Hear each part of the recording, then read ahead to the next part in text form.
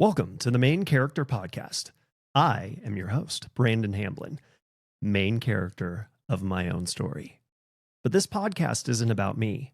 It's about you, and all of you. Every person that has ever lived on this planet, all 8 billion people here now, all that came before us, and all that will come hereafter are the main characters in their own story. My aim is to interview people that embody living in their energy and discovering from their perspective what their perception of reality is like. Buckle up. You're about to experience the world through another main character's eyes. Okay, so we talked about it at game night. You were 95 episodes into your podcast? 98, I think. 98. Oh man, that's a lot of time. That's a lot of dedication. That's a lot of. Yeah, I think it was 2.5 years. Do you still have access to all the recordings? I'm sure they're both online and you have them. Yeah, hard drive somewhere, something. They're still available on like Spotify and iTunes, and then I have all the original audios. What was it called? What is it called? New Age Christianity. New Age Christianity. Have you gone back and watched any of the episodes to go, oh my gosh, look at how much I've grown? I have not. No, I have. It's not that I'm not scared to or anything like that. It's just I just know. I know I'm gonna like throw up when I hear half the stuff that I say. Oh, yeah. So we're getting ready to move.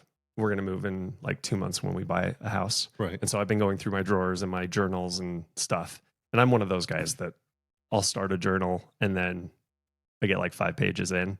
And so at this point, I've switched from handwriting to I typically either do it on my computer or on my phone. I'll do, if I have some quick burst of inspiration, some new aha, I'll put it in notes. Oh, right. And so now I have like 150 separate notes. And of course, it's brilliant. I'll just randomly open up whichever one I was in. It'll be brilliant thought, grocery list, to-do list, another brilliant thought. And there's 150 of those ad nauseum. There you go. Okay. But so I'm also writing a book. Oh. And so like how I tried to figure it lines up with the podcast, right? Because it's main character podcast, right? Main character book, main character coaching. Okay. And so my whole thing is everybody's the main character in their own story, right? They're the producer, they're the director, they're the main everything. I mean, yeah, especially when you look into quantum, right. Your entire reality is you're the only one in that reality. Yes. Which is a mind fuck. Yeah. Right. And that's been one of those, there's like varying degrees of understanding that and integrating that. Yeah. Right. Especially when you have the religious overtone. And we're going to get into the religious overtone and there's so much here. And that's the other part of the setup. Cause like technically we haven't even started, but we've kind of started, is the setup is what I like to do on the podcast is we're going to talk about you. I'm going to obviously interject and probably talk more than I'm supposed to. So please talk over me. It's your podcast. But what makes you the main character in your own story? So who are you? Where did you come from? Where did you go? Cotton Eye Joe, right? Yeah, perfect. And so that's an interesting starting point is the quantum, like what's your adventure been like to go from baby August to now? Well, who's sitting in front of me August? I mean, for starters, it was baby Austin, right? Yeah. So what is your full name, given name? Austin Taylor Fletcher.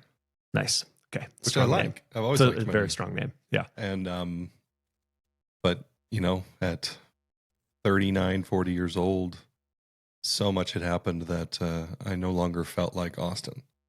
And so. And at what point did you just say? How old? 39, 40, somewhere in there. Oh, okay. Yeah. Austin's world started falling apart around 38. Yeah. And so many things, I got to the point where I didn't recognize myself in the mirror.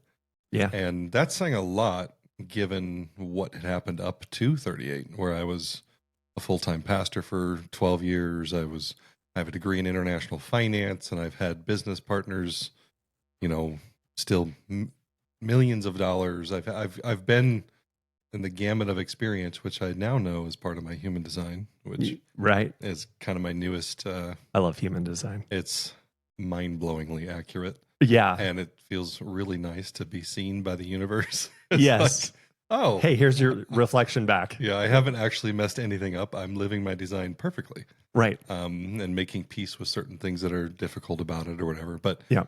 I am a person of change. I am a person of experiments and trying out life and failing a lot. Especially like even my human design, it says like from like, up until about 32 to 40 years old, you're just going to fail. Yeah. That's the what Carl you're Jung gonna quote, do. right? Up until 40, or you don't start life until 40. Everything up until then is research. Yeah. It's true. If you aren't failing, if you aren't experimenting and trying to figure out life, you're just droning it up. You're an NPC. Really? I mean, I've thought that for a very long time. Okay. I will say human design is really making me appreciate other people's designs. That's a very good point. Yes. And I think there are people that are designed to be successful sooner, or designed to be less adventurous, or designed to be, and I say designed, I don't believe in an all-powerful other that has chosen these things for us. Right. We chose them for ourselves. Right. Okay. So where were we? We were talking human design. We were other people's journeys. Okay. So let's talk more specifically about your journey. Because so much of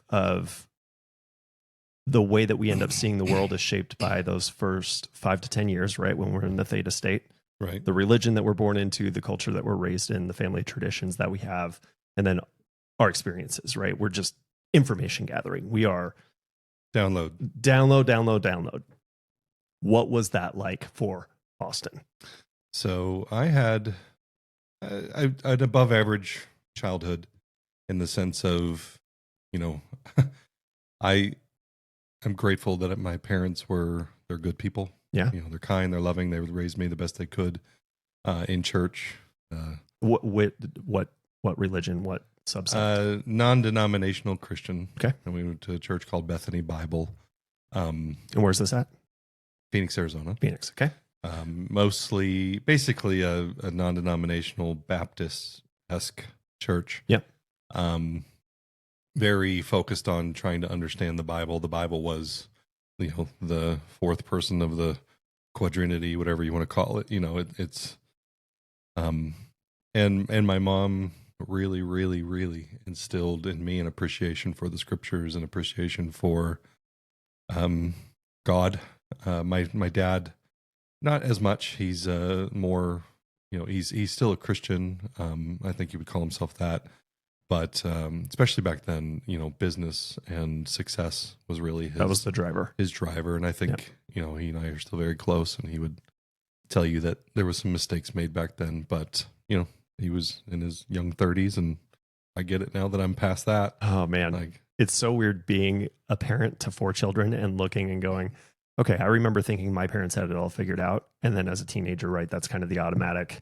You're supposed to be separating from your household anyways and going and making it out on your own. But then that's the stage where most teenagers go, oh, my parents are idiots. Yeah. And then as you get into adulthood and especially having children, you go, oh, I had them up on this pedestal. They had no idea what they were doing. I need to give them some grace. Yeah, exactly. And so, it's easy to look back and go, geez, yes, this was my driver. I wish I had spent more time with my kids or done whatever the thing was differently. Yeah. But it's part of the process. I see that now, and I'm grateful for what they gave me. I mean, I grew up in a white middle class American, upper middle class, honestly, especially later on. And my dad was able to sell his company when I was 14 for quite a bit of money, and life was already pretty good. And then it got even better financially, a lot freer, lots of amazing experiences as a kid. Yeah. So it sounds stable, a good religious household to grow up in. Probably. So a good example from your mom on the spiritual side, a good example from your dad on the business side, probably, because I'm sure you took a lot from that. Yeah. But right down the middle was my older brother. Okay. And I was going to say, how many siblings? So I grew up with 2 brothers. Okay. I do have a third brother. He's a half brother from my dad's second marriage. Yep. He and I are actually the closest now. But when he was a child. I moved out at 18, and Yep. he was 18 months old. Oh, got it. So Okay, so we didn't know each there other. wasn't a lot there. Middle of I was the middle the three original. Okay. Yeah, 3 years younger than my older brother, 6 years older than my youngest brother. Yep. And I would say it this way: as a soul, I apparently chose an older sibling and had an agreement with him to. That's where all of my trauma came from. Okay. So what does that look like? Tell me more. It's my older brother is just genuinely, consistently unhappy Okay. with life and himself. Yeah. I've been told by my mother that my father was, favored me. Okay. And my personality. So my older brother apparently came out kicking and screaming, Yeah. colicky, never satisfied, cried for 6 months straight right out of the womb. Yeah. Whereas I was quiet, easy. Like I literally would just sleep. They had to like flick my feet just to wake me up to feed me. Yeah. And then I'd go back to sleep. Yeah. Going from your first child, my older brother, being A pain in the ass. it's insanely difficult. Yeah. To me, I can see where, as a man myself, that having this kind of subconscious perspective of like, oh my gosh, what a mess, and then oh, what a relief. So I think just starting out, it was easy for favor to fall my Right. way, and my older brother felt that. That sounds almost biblical. Yeah. The younger son being favored over the oldest. And to no fault of either of us, I think human design would be part of that answer. But I guess when he was 4 or 5, he came to my mom one day and said, "Why does Dad hate me?" Oh no. And so I'm working on developing an empathy for my older brother. Yeah. Because outside of that, he hated me. So yep. Outside of that, some of his favorite pastimes were getting me in trouble. He would, I was a big kid. I've always been big. I was chubby. Yeah. And he felt like it was his job to make sure that I knew that every day. Oh, all the time. Very nice of him. All the names, all the nicknames, all of the comments around every, whether it be food or sports or swimming and not having a shirt on. Like it was just his way of keeping you in check. His joy in life was to make me hate my body. Yeah. And he would just poke and poke and poke and poke. And I was just very quiet. And I'd be like, dude, stop it. Yeah. And then finally I'd like explode. Snap. And I'd be like, shut up. I hate you. Whatever. I'm going to kill you. And then that's when my parents would hear. Yep. And then it's never the instigator. It's always the one that reacts. He would literally go, got you. And then he would run. No. He would go to another room like he wasn't even there. Oh. And I don't know why it took my parents, like, it seems like 15 years to figure out that was the dynamic. The game was. Yeah. I've talked to them and they're like, it kind of always just never really lands. Like, do you guys realize that this was happening? And they're kind of like, yeah, no, kind of. And I'm like, it to me was it was a really interesting baptism into existence in my own body. Yeah. To have a sibling. And I just a few years ago I went back for Thanksgiving. Yeah. To Arizona, and I said, "Mom, I have a question for you." She said, "Sure." I said, "I have friends and they have siblings." And she goes, "Oh, I know where this is going." I'm like, when you're growing up, you don't know any better. You just think that's what siblings are. Right. But I hear the stories of my friends and their siblings and how they get along and, the fights they had or whatever. And I'm like, my older brother, I'm not going to say his name, but right. He was just a jerk, wasn't he? Yeah. And she's like, yeah, he was terrible too. Oh, and I'm like, okay, that's all I needed was the validation. I don't need to like run him through the mud or anything. Right. Just like, this isn't just some weird perception that I have. This was reality. You guys were experiencing. Okay. Yeah. This was the thing. Because when you grow up in a wealthy household and you're white, middle-class American Christian male, you're not supposed to have trauma. No, right. That doesn't, no, we are immune. Yeah. Apparently. We're not allowed to be offended. We're not allowed to be, which I get it. Trust me. Like anybody listening to this podcast, I'm not sitting here trying to advocate that my life was harder than yours. I get that my life was beautifully safe comparatively to Yes. so many people. Yeah. But we are, as humans, we hand ourselves the things we need To grow. to become the people we need to Yeah. become. And I handed myself a very unsafe relationship with my peers. Yeah. Not with those above me. I've always had great relationship with like mentors and stuff like that. Yeah. But I struggle to find common ground with my peers. Mm. And there's a disconnection, and my human design being projector, which means I have to be weighted to be invited into things. And I've spent my entire life being rejected for not knowing that and trying to like bring my wisdom to the table. Also, anyway, that was my trauma as a child, as a soul's choice, was my older brother. Well, and I love that you touched on how we put the things in our path that we're going to need to grow and become who we're supposed to, who we designed ourselves to be. And that you can connect those pieces.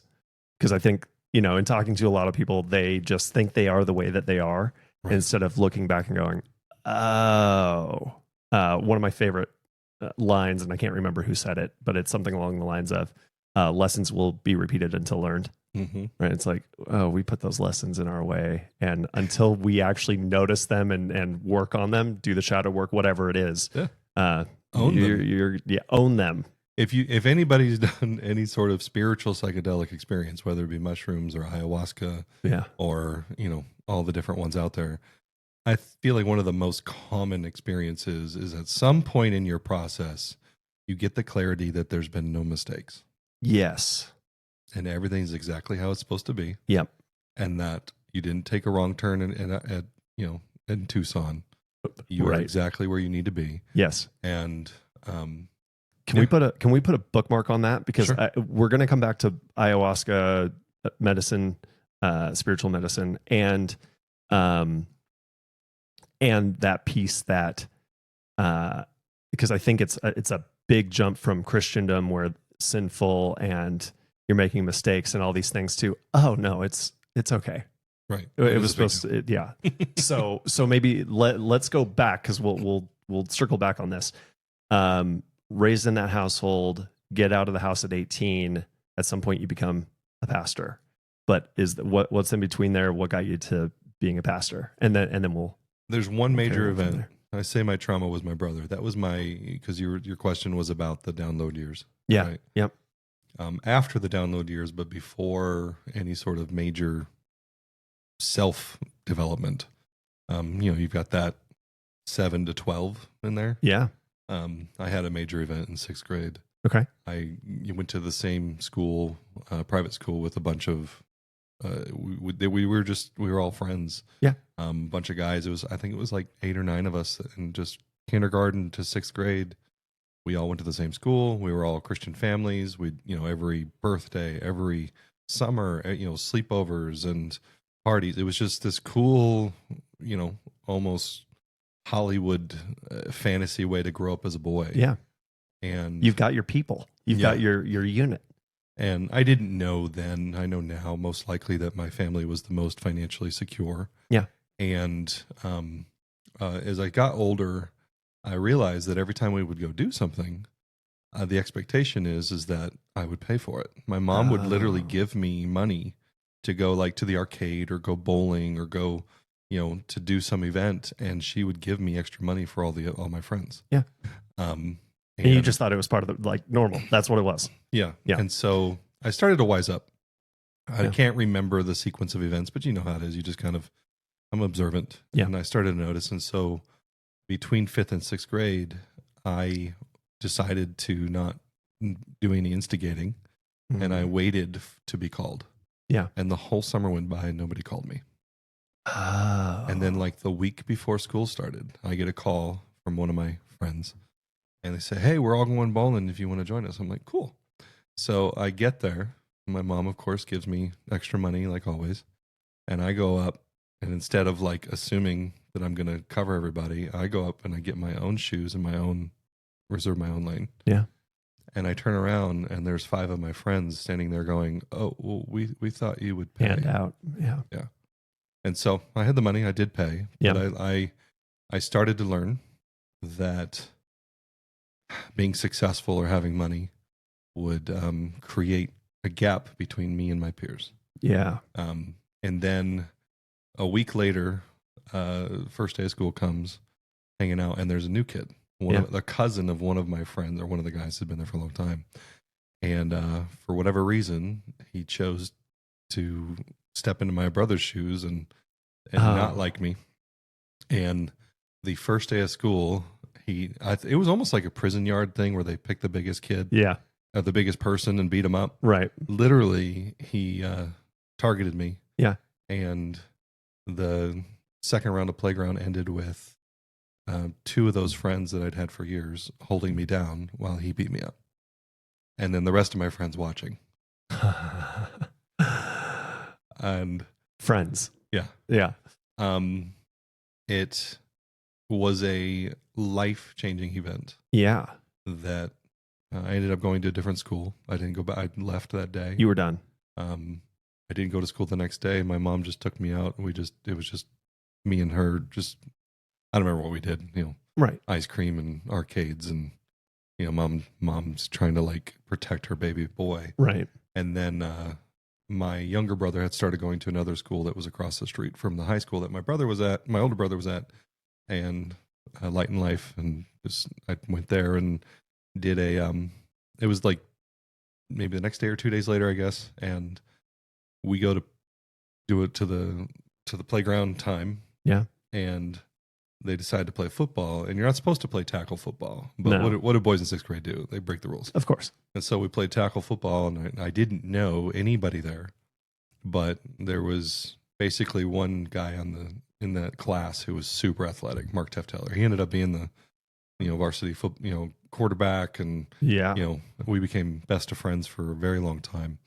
But it was us versus them. I can't remember who's on whose team. And long story short, I ended up tackling him and like body slamming him to the ground. Yeah. And everyone was like, oh my gosh. And my mom said she was watching, and she was like, oh no, like here we go, round number 2. Yeah. And Mark gets up, and everyone's just like waiting, like what's going to happen? Yeah. Is this a fight? Is this what's happening? The new kid just tackled Mark. Yeah. What happened?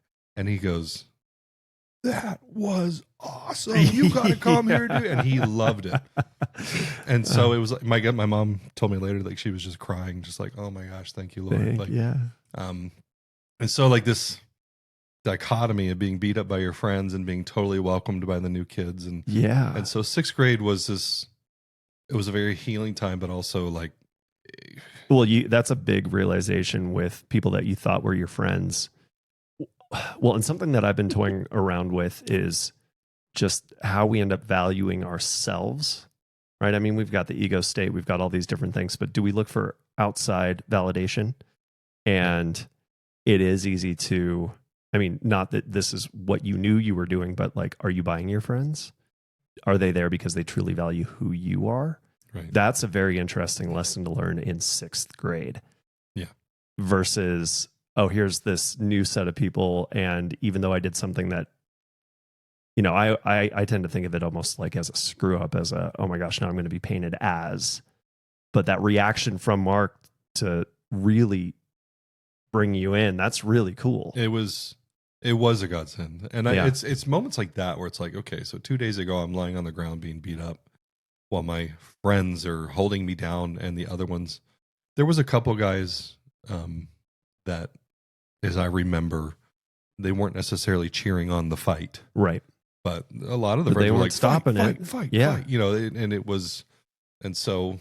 Well, and isn't that another weird lesson of how people will go with the popular thing to not out themselves? Right. It's survival almost instinct to go, oh, I'm not going with the guy that's getting beat up. I'm going with the guy that's winning. Yeah, and who's to say what I would have done if I would have been there?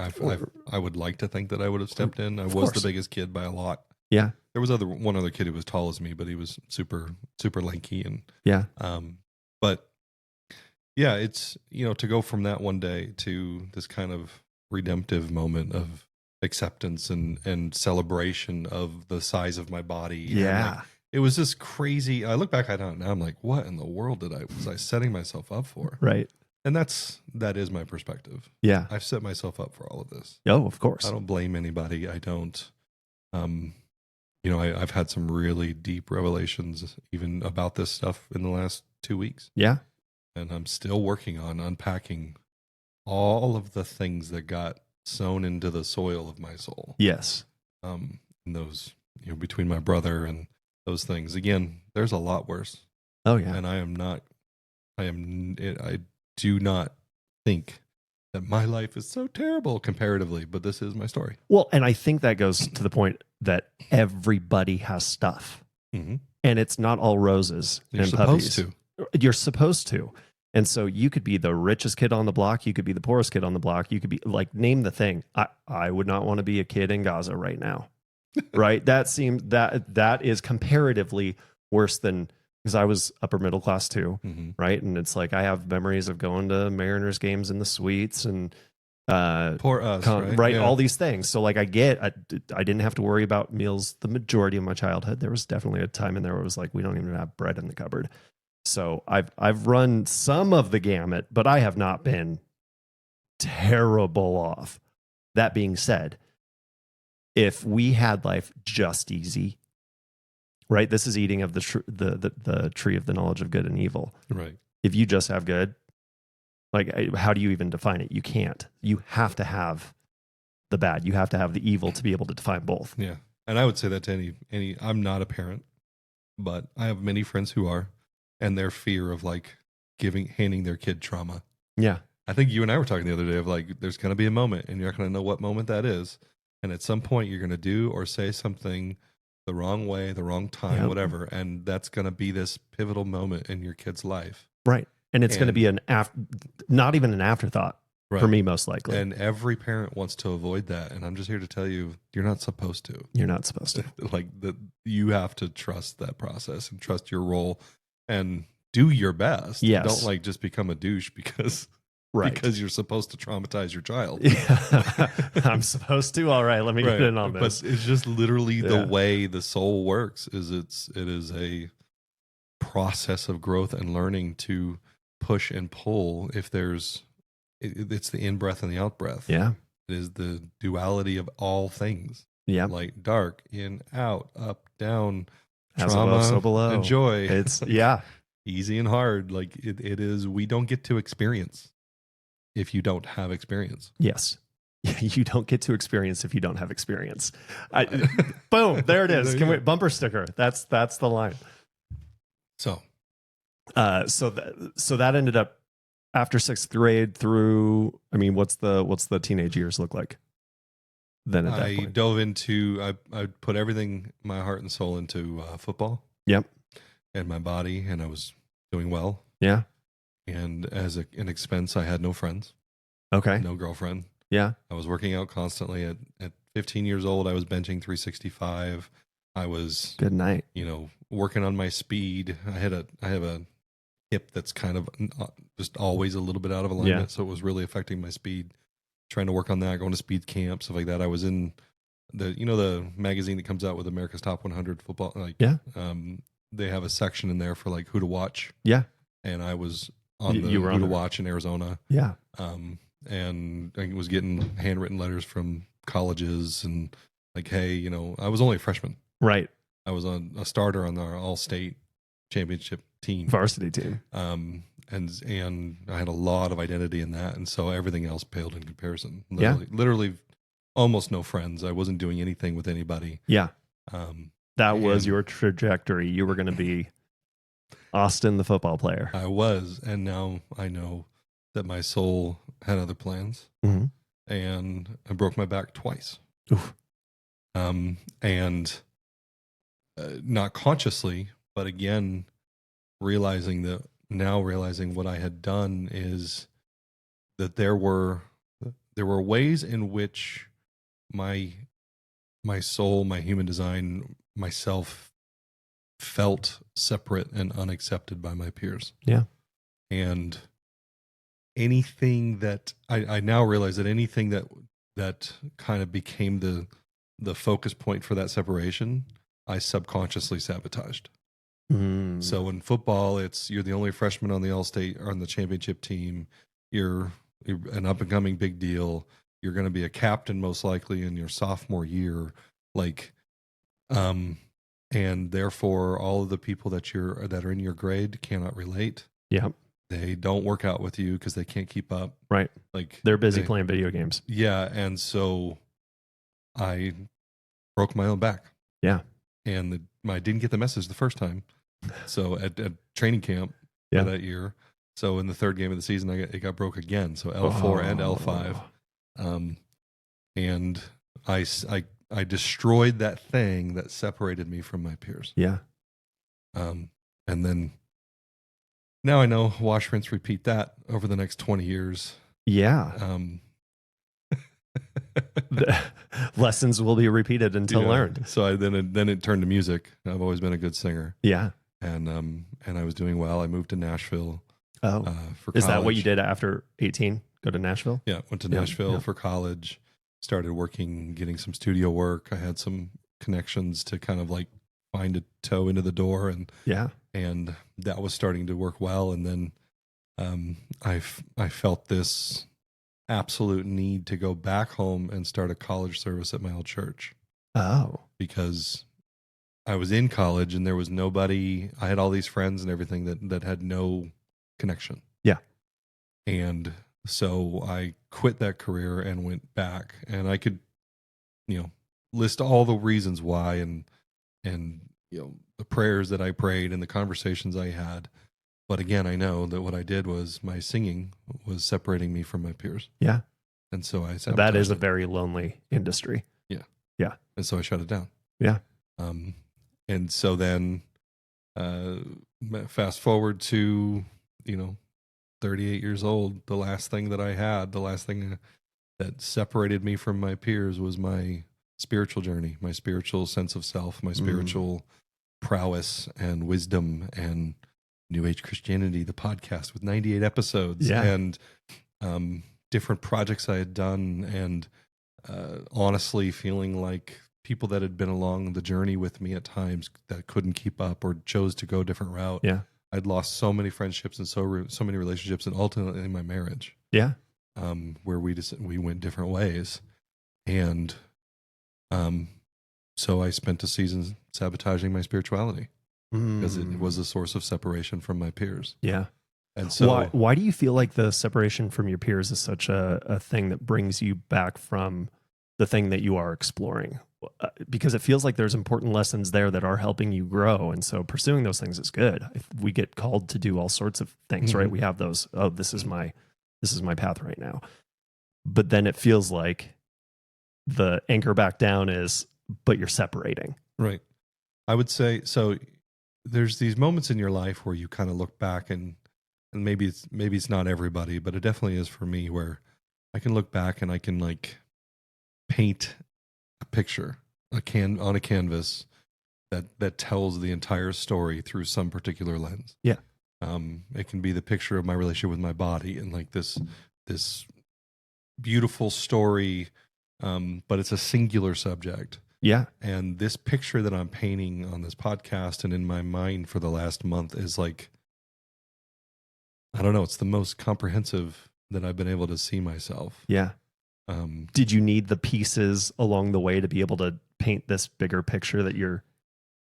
Yes. I mean, I would say, I'm assuming yes. So from having a brother who was supposed to be my peer. Yeah. Right. That is your peer group when you're that It's your built-in friend that's supposed to, and because he's older, help you see some of the things in your immediate path that are going to happen as you develop. Right. And instead, I chose a brother who would absolutely create this need for separation from my peers. And so now you fast forward that through to 38 years old. Right. And I realized anything that made me stand out. So as a kid, it was that my family had money. Yep. And then it's that I was good at sports, and then I was good at music, and then I was good at being spiritual. Yeah. Like anything that made me stand out, and I perceived eventually that my peers could not keep up. Yep. I sabotage. Yep.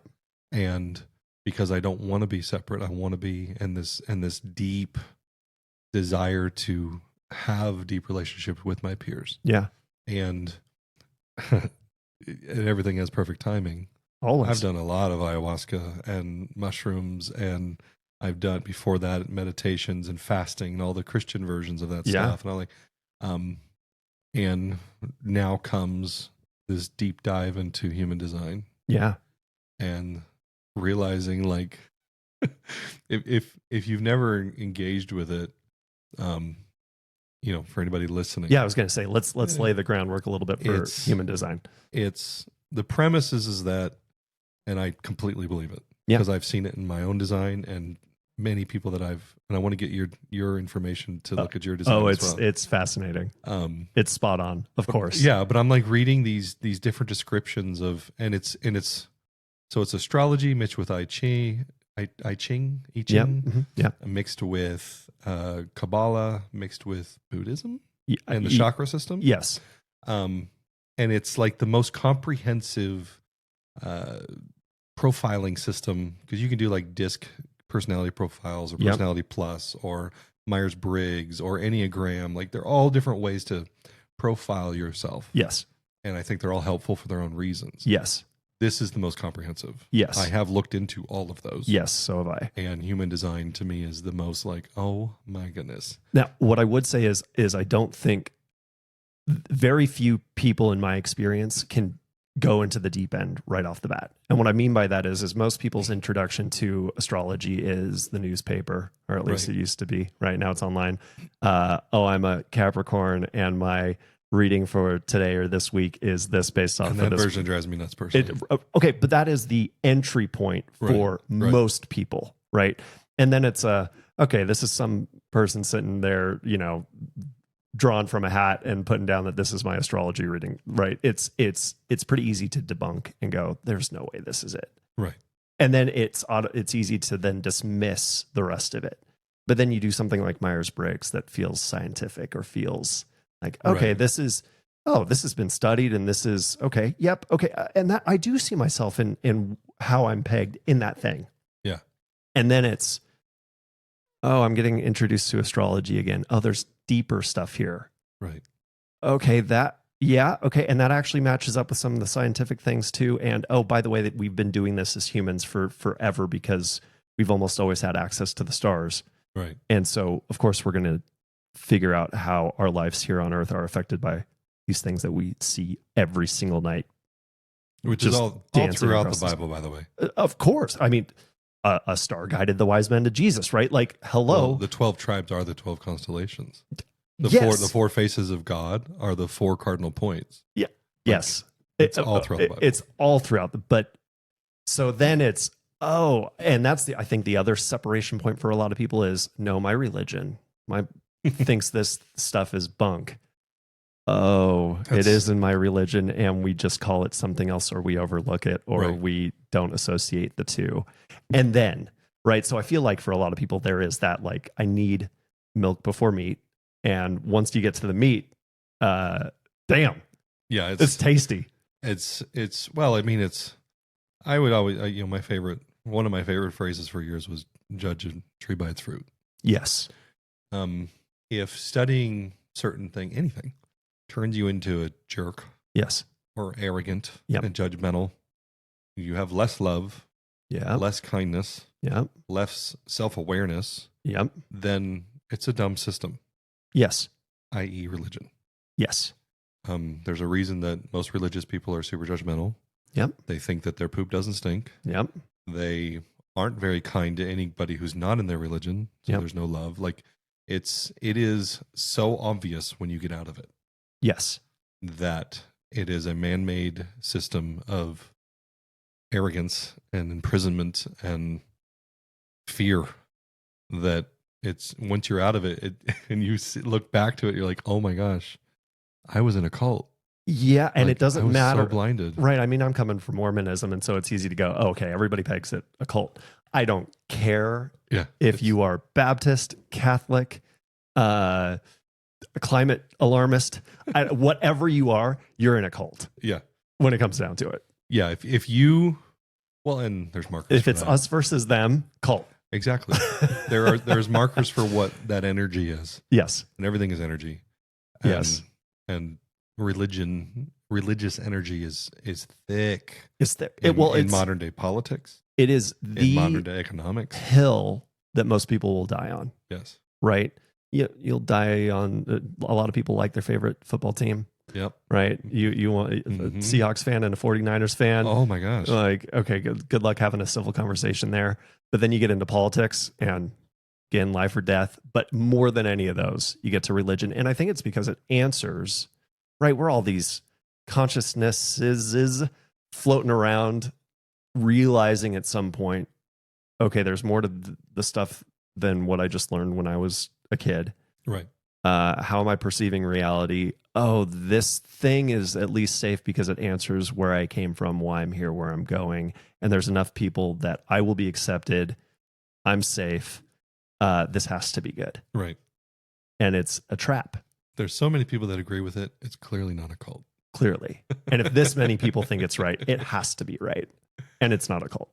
Oh, well, and you know, I don't care. Like, cult's not a 4-letter word.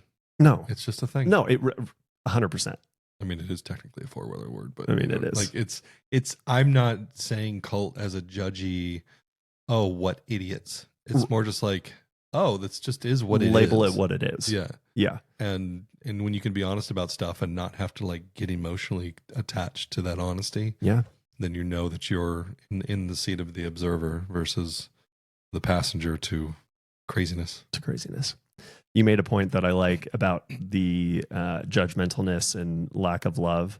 And that's the thing that I think's always bothered me the most is when the 2 great commandments are love God, which I interpret as love the creator, love source, love that thing that designed where we're at, set it up, and loving each other, which is all the same thing anyways, because we're all distillates, we're all fractals of God. Really not complicated to do those 2 things, but man, does us versus them make that impossible. I almost text this. Something came up. I'm not even going to get into the details. Something came up with my older brother. Yeah. About a month and a half ago. And I almost text him that, love your neighbor as yourself is not a commandment. It's just how it works. It's just how it works. It's just a formula. Yeah. For the universe. Yeah. You will love your neighbor as you love yourself.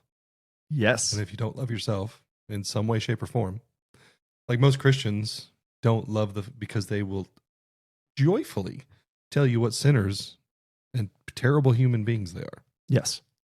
And therefore, of course, you're going to judge anyone else likewise. Right. You can't, I mean, how would you have that belief system about yourself and then not turn to the other political party and believe that about them? Totally. Or turn to the other religious group and believe that about them. Right. So the fact that religions constantly turn everybody against each other is literally they're just playing in that universal formula. Yes. They are loving everyone else just like they love themselves. Yes. Which is a sad commentary on self-awareness. That's a really good way of putting that, right? I mean, the price of admittance is you have to admit that you are a dirty sinner. And then because that's the way you see yourself, of course, other people need to see themselves that way. Yeah. I mean, it would be insane to think that you could think positively of other people. Right. When that is your self-perspective. Totally. Of humanity. And like, you're still going to be the best human on the planet. I don't know a whole lot of people who are like, no, I'm choosing to be a terrible person. Right. I'm intentionally seeing good choices and making the other one. Right. So most people think they're the best they can be. They're yes. doing their best. Yes. And they're going to be at the top of the list of like, as far as like righteousness and good intentions and all that stuff. And so everyone else has to be lower than that. Yes. And when your own perspective is that low, you get the world we have. One of my medicine journeys, and I mentioned this in the previous episode, I've always had pretty good journeys, right? There's some people that say, oh man, no, it was not a fun ride. I've never had a bad one. And I would not term this a bad one, but I went in with a very clear intention. And that first hour, right, when you're kind of getting into it and really that world opens up, I saw hell. And the message was, the reason you have hell on earth is because everybody keeps choosing hell. And it's that, right? It's the if you are viewing yourself already this low, and then everybody else is lower than that, or you expect other people to see themselves as that low, you're choosing hell. Yeah. It's well, and it's all a game of consciousness. Yes. Quantum. Right. Your reality is your reality. Yes. And then you get into timelines and all that. And I'm having deja vu right now. I love it. So a quick another side note on that, and then I'm going to try and circle it back to you leaving music, and then I think after music going back home is where the pastor piece comes in. Yeah. Okay. I have that my background in Mormonism, and I've always been curious about other religions, other sects, just why does everybody come to different conclusions? Which that in and of itself should tell you something about everybody has their own reality and why you think you are the only answer. Right. One of my Mormonism things was there's 16 million of us on this planet of 8 billion, and we're the only ones that get this right. Yep. That doesn't sound like the way that a loving God would orchestrate all this. That's weird.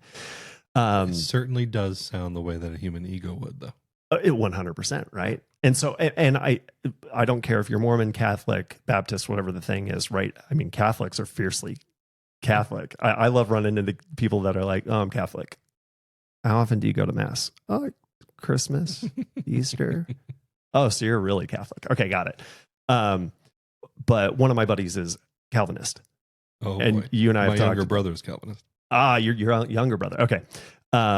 And that one's interesting, right? Because one of the tenets of Calvinism, tulip, 5 points, 5 points of Calvinism is total depravity, which is right. Your heart is corrupt. You can't trust yourself. Anything and everything that you do is evil. You are incapable of good. And I just look and I go,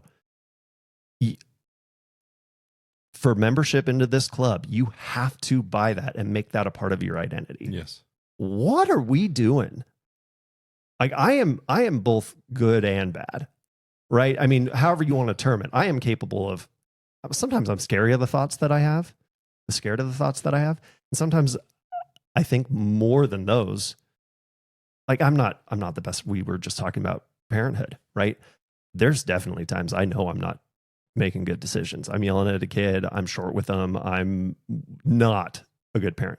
There's other times where I know I'm being a good dad. Right. That's from all of this. That's the heart. That's the brain. That's all of it.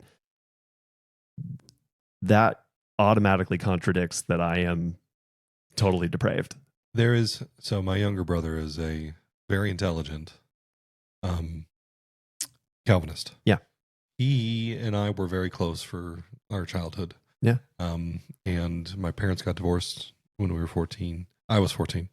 And he had to live with my mom and my older brother. My older brother made his life a living hell. Oh, wonderful. So he came to live with me and my dad. Yep. And so there was this camaraderie that we had. He also decided to value spirituality and deeper things. And that brought us close. And then out of college, he was in college, went to, some Christian missions type experience in Germany for like a year. Cool. And then came back and moved in with me and my wife. And I was a associate pastor at the time, and he started helping with the youth group and stuff like that. And then my journey took a major left turn. Yeah. As far as his perception. Yeah. And he disowned me, and like, you teach doctrines of demons and you're no longer a Christian, and I can't have dinner with you and all that stuff. Yeah. And he went very Calvinist at that point. And he and I have since had hours and hours of very process-driven conversations. Yeah.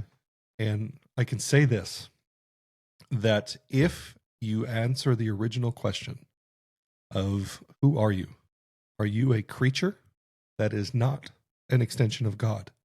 Excuse me. Are you a creature that is not an extension of God? Yeah.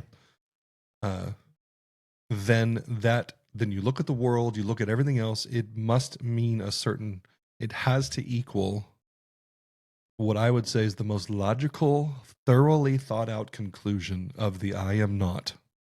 Oh, and I can't wait to get into the I am not. Yeah. Yeah. The most logical, thoroughly thought out conclusion is I look at the world, and if I'm not powerful and I'm not an extension of God, then how do I explain all this stuff going on? Yes. Well, you get that God's totally in charge and you have no choice. Right. Limited atonement, right? Totally. Undeniable grace. Right. Like these are parts of tulip. This is the U and the L, right? Yeah. You get, and then, well, why would that be? Well, because we are totally depraved. So you get, and so the most logical outcome of I'm not God, and then Is the Calvinism. world that you look at, it is Calvinism. Yes. And Once you accept the I am not piece, the rest of the way that those dominoes fall is exactly Calvinism. It makes total sense. Yes. And so when me and my brother talk, I can't argue with any of his logic. No. And I realized a couple of years ago, like, oh my gosh, there's only one question that matters. Which is? Am I or am I not like God? Which is the tree. Yes. Because he knows when you eat of it, you will be like him and your eyes will be opened. Yes. And then in Genesis 3:22, God says, well, now man has become like one of us, knowing good and evil. Wait a minute. So Satan didn't lie? Oh, isn't that interesting? And then the conclusions from that. Yeah. You mean Satan told her, when you eat of this tree, your eyes will be opened? And then God said, well, shoot, now their eyes are opened. Yeah. That's totally true. It 100%. In reality. And so if you answer the question of that, I am not, and therefore I need to do things to become accepted, I need to reach out and eat of this, then you die. You fall from your original creative right, which is to be made in his image and likeness. Yes. If you answer those questions that I am like God. I am an extension. I am one with the Father. I am one with you. I am one with all that is. Yeah. And that therefore makes me an individual expression of God itself. Notice I didn't say himself. Right. Because itself doesn't have an opinion. It's just the way the universe works. Yeah. Consciousness just is. Yeah. Anyway, then it's beautiful. Then the other answer to that question is all I've tried to pursue my entire life. Yeah. What is the logical outcome of believing that we are one with God and that we are an extension of God? We are an individual thread of God. Yeah. And if you don't believe that you are, then Calvinism is, I honestly respect Calvinism above any other religion, any other religious expression. Yeah. Because it's at least logically consistent. Yes.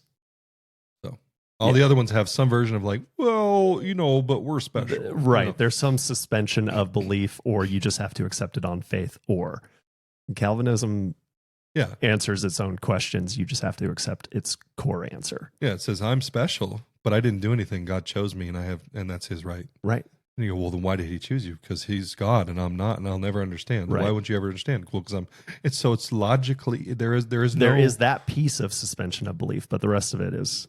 Well, but it's still consistent. It's still saying like, there are things I don't know, but I'm not supposed to. And so while you have this big God wall that you eventually hit. Yes. It's at least consistently battering against that wall. Yes.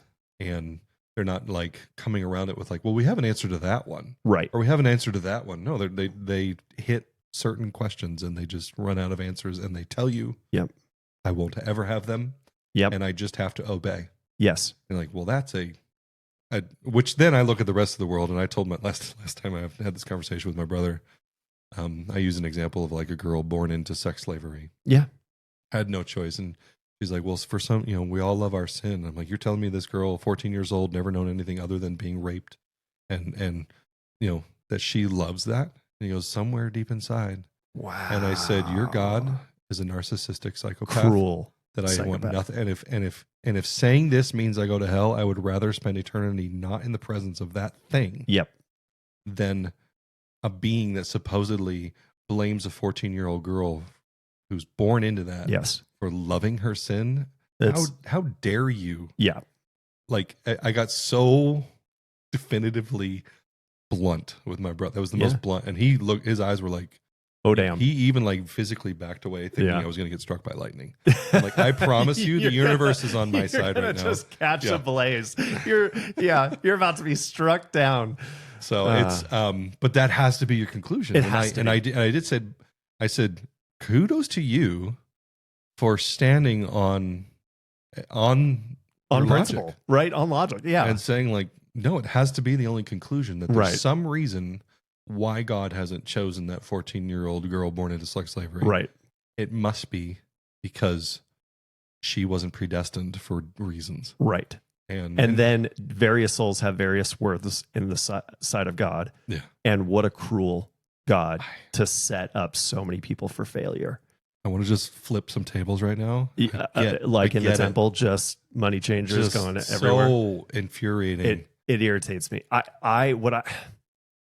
You have a God that Christendom paints as all-knowing, Alpha and Omega, knows the beginning from the end, timeless, right? All these infinitely wise and knowledge, all the things.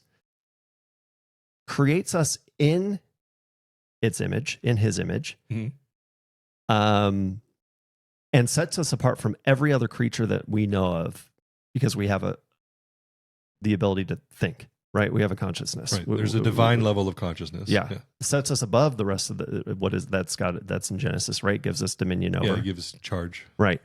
And then gives Adam and Eve an impossible commandment, contradictory commandments, right? Go reproduce. Don't eat of the tree of this that's going to give you knowledge of good and evil. And here's perfection. Enjoy.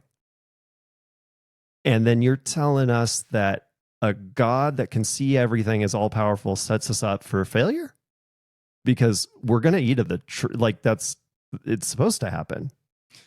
How does life happen without it happening? You can't tell a God that they are God. Right. Because if some being outside of us says, you're God, then that being outside of you is bigger, smarter, and suddenly you're still not the biggest and smartest in the room. Right. You have to realize it from within. Yes. That's why the name that's written, in my opinion, the white stone in Revelation, where you have the name written on it, that only he who receives it knows the name on it. Yeah. And what's written on it is I am. Nobody, I can't introduce you to anybody else and say, let me introduce you to my buddy, I am. Because the moment I say that name, I have to be talking about myself. Yes. And nobody else can know that. Right. And so that only comes from within. And in order to do that, you have to know what you're not. Yep. Hence. So let's go into the I am versus the I am not, which I think is where I just stopped you from going anyways. But what ground level let's build on it. So the original commandment was the seed. It wasn't a mistake. It carried the knowledge of good and evil, which I would say is the knowledge of I am and I am not. Right? If you look at what happened at that tree, it was a question of identity. Right?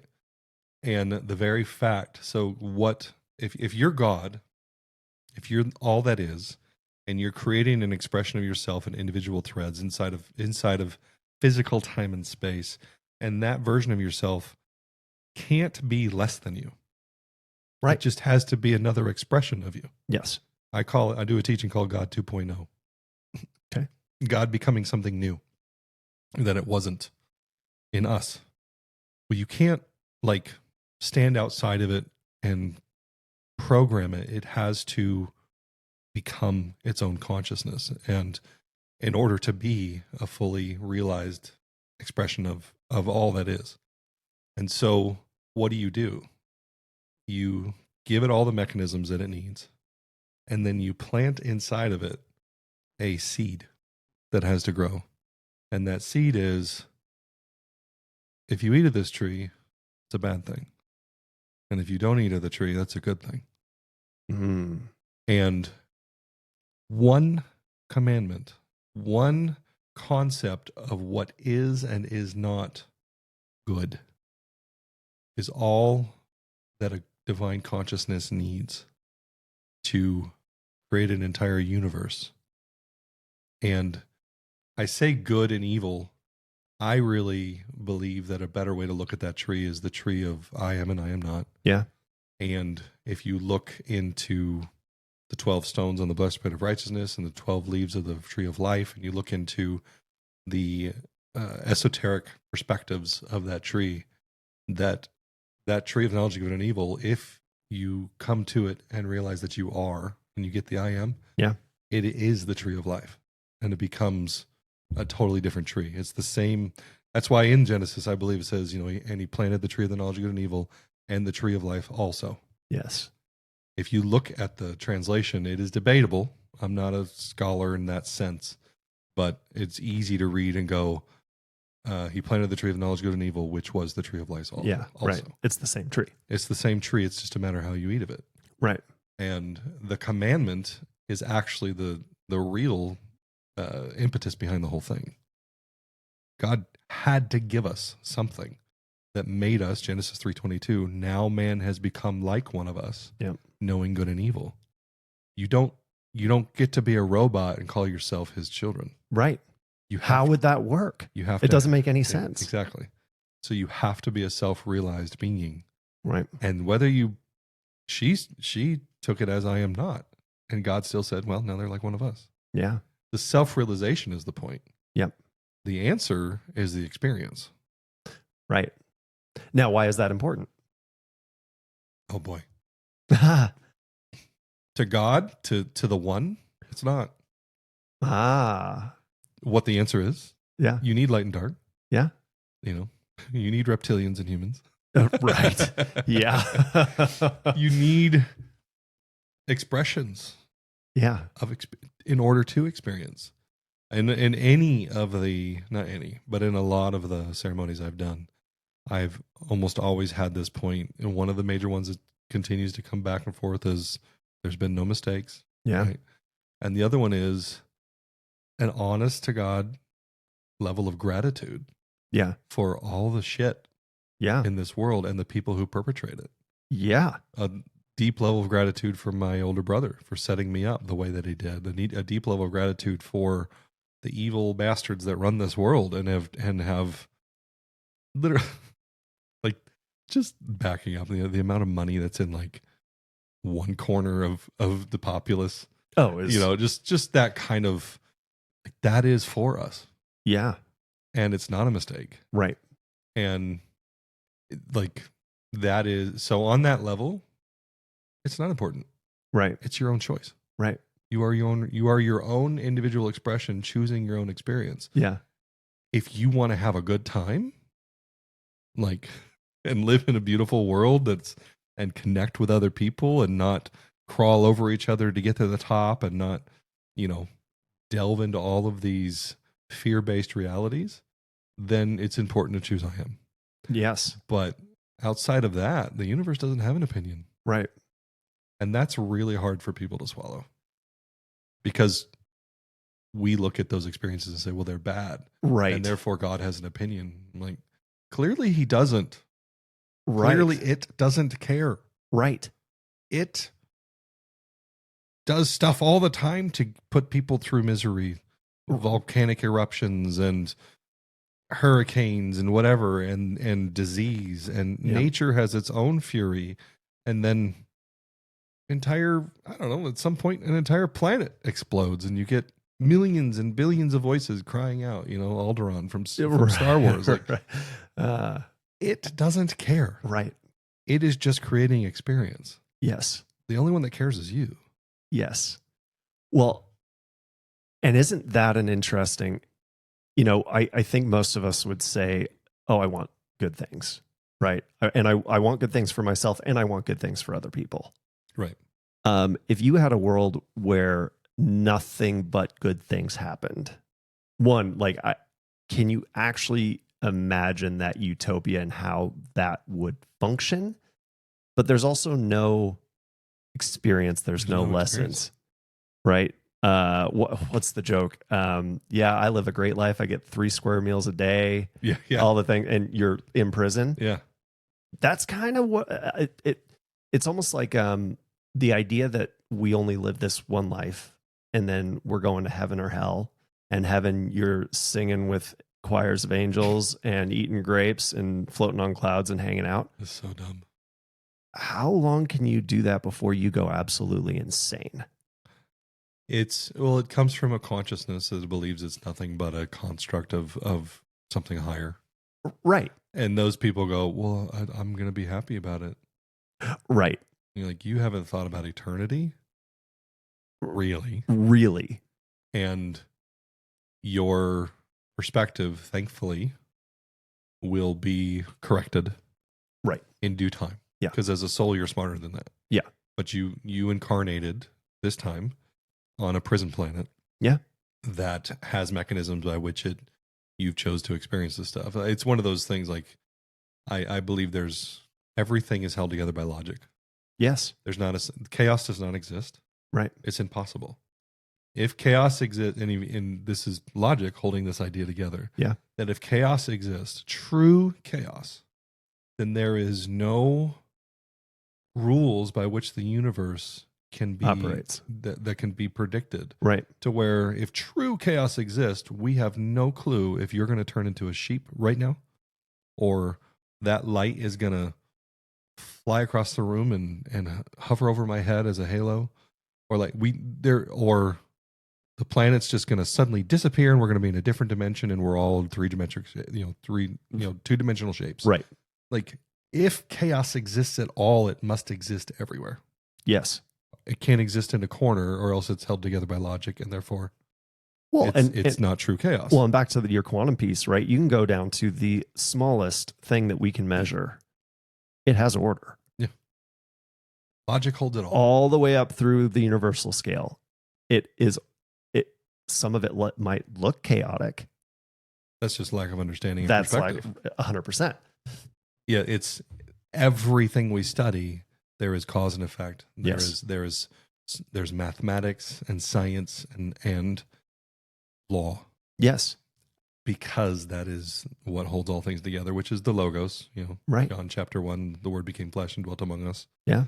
And I don't remember why I got into chaos, other than to say, like, the choices we make and what heaven and hell and all of that they're all simply consequences of the logic, the mind of Christ that we hold. Yes. Our minds, our awareness, that quantum that we decide to experience. And so if someone goes to heaven or goes to hell, there's books like, I died and went to hell and I came back. And I believe you. Yeah. I don't believe there's an eternal conscious torment place that some other being known as God created to go punish you. Right. But I do believe that you incarnated in a place where your consciousness caught the idea of hell in such a way as to, when you experienced your near-death experience, you went to a place that your consciousness created. Yes. No different than the place that your consciousness is creating here. Now. You never stop being quantum. You never stop being in the matrix. Right. And that's one of the things that makes me laugh about people. Oh, we're in a matrix. We're in a matrix. Well, where do you think you're going to go when you're done here? Right. You're still in a place of your creating. Yeah. You're still in a place where math and logic and programming holds it together. Yep. The question is, how do you change your experience? It's got to be your own consciousness. Yes. And so heaven and hell, sure. I'm going to experience something different. Right. But you can be in heaven for a really long time. Eventually your soul's going to go, you do realize there's more to this, right? Right. And that those souls will figure it out then. And then it moves on from Might there. be a million years from now. Yeah. My Calvinist brother won't be a Calvinist forever. Right. Because it's illogical eventually. Right. But that's my opinion. That's so good. When I think of the I am and the I am not, it's the being able to define things. I am white. Well, how do you know you're white unless there's black? Right. Everything has its opposites, and until you explore those things, how do you know? Right. You couldn't. Literally, all the way back to the beginning of God and consciousness contemplating itself. Yes. You could have I am for eternity. Yes. And it could sit there. And I am all over the place. And it could never finish the sentence. Yeah. But the moment it finishes the sentence, you have to have something to define that next word. Yeah. I am light. Okay, well, what is light? Well, it's not that. Right. I am love. Well, what is love? Well, it's not that. Yeah. I am spirit. Well, what is spirit? Well, it's not that. Which, by the way, this is the Big Bang moment. Yes, and it repeats over and over and over and over again. Because all that is contemplated itself into two pieces. Yes. Okay, so let's go there. And again, I think I'm just slightly getting ahead of where you're already going anyways. But what happens to that I am not that's floating out there? Well, now you have a big problem. Right. Now you have, how would I describe this? You have the I am consciousness. I aming all over the place. Yeah. For eternity, never finishing the sentence. And let's just say, for argument's sake, that it decides to finish the sentence with the word God. Well, in order for God to exist and be framed, you have to have something that is not God. Right? Yep. And so that becomes a problem when the definition of God includes that it is everything. Because now has to be something that it's not. Right. Well, there's only two things that It's have not to logical. Two things have to happen. One is I am can be by itself for eternity. Yep. And then it says I am God. Two things happen in that moment. One, to even finish the sentence, you have to have another player in the game, and that is logic. Yes. Which is why it says in the scripture that the Logos was with him in the beginning. It wasn't God, but it was with God. Yep. And nothing was made that wasn't made through him, and all things are together held together by him. So logic could not, the Son of God could, when I would say God is consciousness, by the way. Yeah. So the Son of God could be there, or could not be there for all this time that consciousness is I aming. Yep. And then the moment it says I am God, logic must be present. Yep. Right? It wasn't consciousness, but at the same time, it isn't created, it is begotten. Yes. Right? And then the second thing is now you have to be surrounded by something that is not God in order for God to have any definition. Right. So you get the Trinity, which I would say is consciousness, logic, and then the opposite of consciousness, which is, outside of time and space and everything, I would say is frequency or vibration, which is energy. Yes. Which is inside of time and space. Yep. And now that's what I would say the Big Bang moment was. Yeah.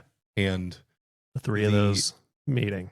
And here's the problem, is if God includes the definition is it's everything, well, now by definition, it's not everything. Right.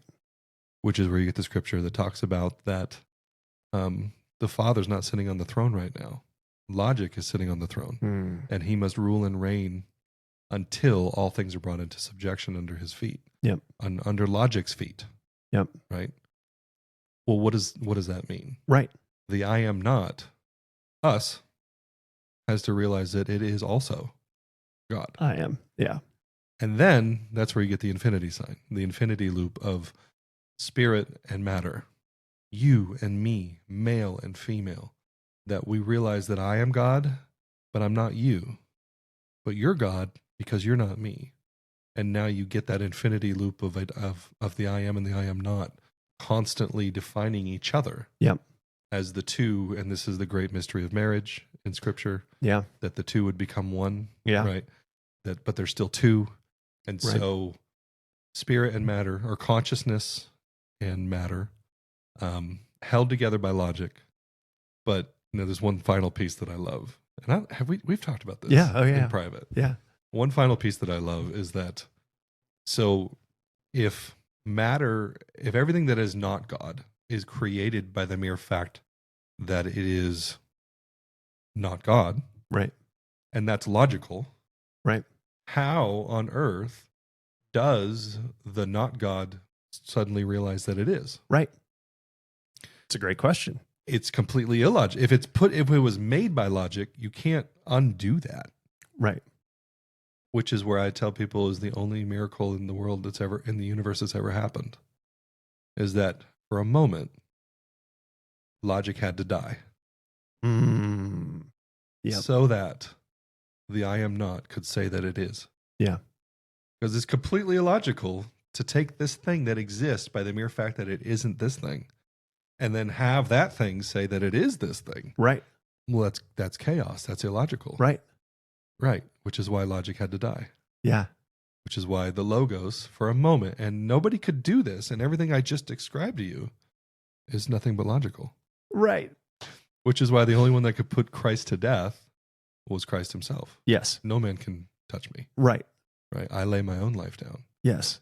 And it's the lamb slain from the foundation of the world. This is the reality of the expansion of God's experience from the moment it was thought. That logic dictated the rules of the universe and how everything works, dictated that in order for God to experience his its I-amness, there had to be something else. That something else also had to be God. And logic created it, but logic also had to tie it back together. Yes. And the only way it could do that is by logically suspending its logic Itself. within the minds of the I am not group. Yep. And so that to me is the esoteric truth of Christ. Whether or not, it doesn't bother me to think that a physical expression of that actually happened in our universe. Right. And that logic truly did become flesh, and that Jesus as a man did all this stuff. It kind of makes sense, and it also doesn't matter. Right. Because this is the truth of the universe. Right. And any alien civilization that is worth its salt in knowledge would know this math. Right. And they would understand that our job as consciousnesses is to realize that we are. Yeah. And that's the only miracle that ever happens. Yeah. When an I am not realizes that it is, that is when the angels rejoice. Yep. That's Because very well said. That to me is the salvation story. Yeah. And that is the best way I could describe the I am and the I am not. Oh, it's so good. Well, and everybody that's listening, you might want to grab some water, lay down for a second, and kind of absorb all of that. Because that ends up being so, to me, right? You used the term Big Bang, and that's we've heard that the universe is ever expanding, right? Mm-hmm. And to me, that's just an I am not becoming an I am. It's just over and over and over again. And every time we realize, I believe in quantum. Yeah. As creators, every time, like our universe, our world is about to go in an ascension. Right. And there's a timeline split. Right. There's going to be a timeline where people like my brother spin off and they go on the I am not route. Yeah. For a little bit longer. Yeah. And we're going to go on an I am universe that's going to ascend in awareness. And there's so much more beyond this. Right. But we're at that crux point of the I am and I am not in the human experience. Yeah. And some of us are realizing we are, and some are still believing we're not. Well, and you and I have talked about this. Every religion, science, everything points to we're on the cusp of something, right? You could call it the pole shift. You could call it the second coming, or the first coming if you're Jewish. You could ascension on the spiritual path. Like everything, everybody knows, and whatever their discipline is, AI is going to take over. Right, we're right there. Yeah, something's about to happen. What does that look like? You mentioned timeline split. Is that a I think in Christianity, with the rapture, right? All of a sudden, half the people are gone, and it's like, oh, I wasn't one of the chosen ones. Don't get me started on that. What is the? I mean, you get into timelines. That's probably a whole other conversation, right? There's a timeline where Trump did get assassinated. There's one where he didn't. We're in the one where he didn't, at least yet. What? Give me more. So I would put it this way, and my wife says it this way, and I love it. In order for the infinite to exist, the infinite must happen. Yeah. Again, that's logic. Right. Like, in order for the infinite, that's a lot. Is that how we define infinite? It's a lot. Yeah, sure is. In order for everything to exist and everything to be experienced, everything must happen. Yes. So science is trying to figure out how many multiverses there are and how many galaxies there are, and we have how many galaxies inside of this universe that we can see with our eyes, and that's just one dimension. How many dimensions are there, and how many literally the infinite is the only logical conclusion towards these mechanisms. And that's where I don't personify God. because that to me is too small. Yes. God being consciousness and logic and matter is probably the best word, but it's a misnomer for a lot of people. Yeah. Because they think matter is hard. Right. The reality is even that light and the photons coming to it, that is technically matter. If it vibrates, it's right. that to me is matter. Yeah. So energy, frequency, time, Yes. and space. There's a lot of words. Matter is the right word, but it's one that most people think of differently. Yeah, they need to got a define it different properly. Yeah. But I would say consciousness or spirit, and matter and logic is the foundational building blocks of everything. Yes. That is the Trinity. Yep. That is the male, female. That is the in breath and the out breath. That is the light and the dark. It is the I am and the I am not. It literally is the energy that holds and creates all things. And then logic sits in the middle of it, pushing it along. Yeah. Right. Yeah. And that is so much more than a person. Yes. And it is such. The only logical conclusion is it doesn't have an opinion, because clearly there's some shitty stuff happening in the world. Oh, yeah. There's some crazy stuff that happens to experiences all over the place. Every second of every Even day. beyond our planet. Right. There's some... Anyway, like, a lot happens. Yes. Because infinite must exist. Yes. And so if that's the case, and we're just consciousnesses floating around in a process we chose through awareness, a process we choose to swim in this physical realm as two-part beings. And therefore, the only logical conclusion is timelines. Yeah.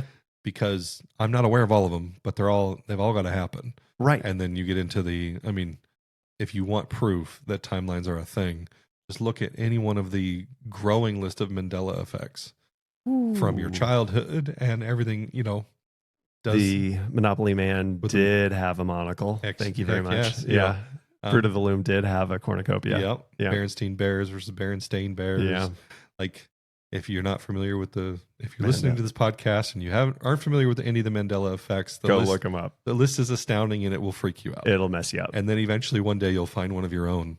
So I did mushrooms about a month ago and came out of ceremony, and it was a particularly meaningful one for me, where I chose to step in to another level of my life. Yeah. And on a soul level, there's not enough time in the world in this podcast to explain. But at the end of it, I'm like getting ready to get a drink, and I'm washing out a glass, and I notice this glass is like contoured. Oh. And I look at my wife and I'm like, babe, like, when did we get this glass? And I'm looking. We have a very similar glass. Yeah. That's same size, and we have two of them. Yeah. And I look, and there's another one in the sink, and I pick it up and I look, and it's also contoured. Oh. And I'm like, have these glasses always been this shape? Yeah. And she's like, what do you mean? And I was like, look at this. And she goes, no, they haven't. And I'm like, I know I'm just freshly out of mushrooms and I'm still pretty high. Right. She's like, I'm not high, and you're not wrong. Like, and she goes, what did you do in there? So and on a different timeline. Yeah.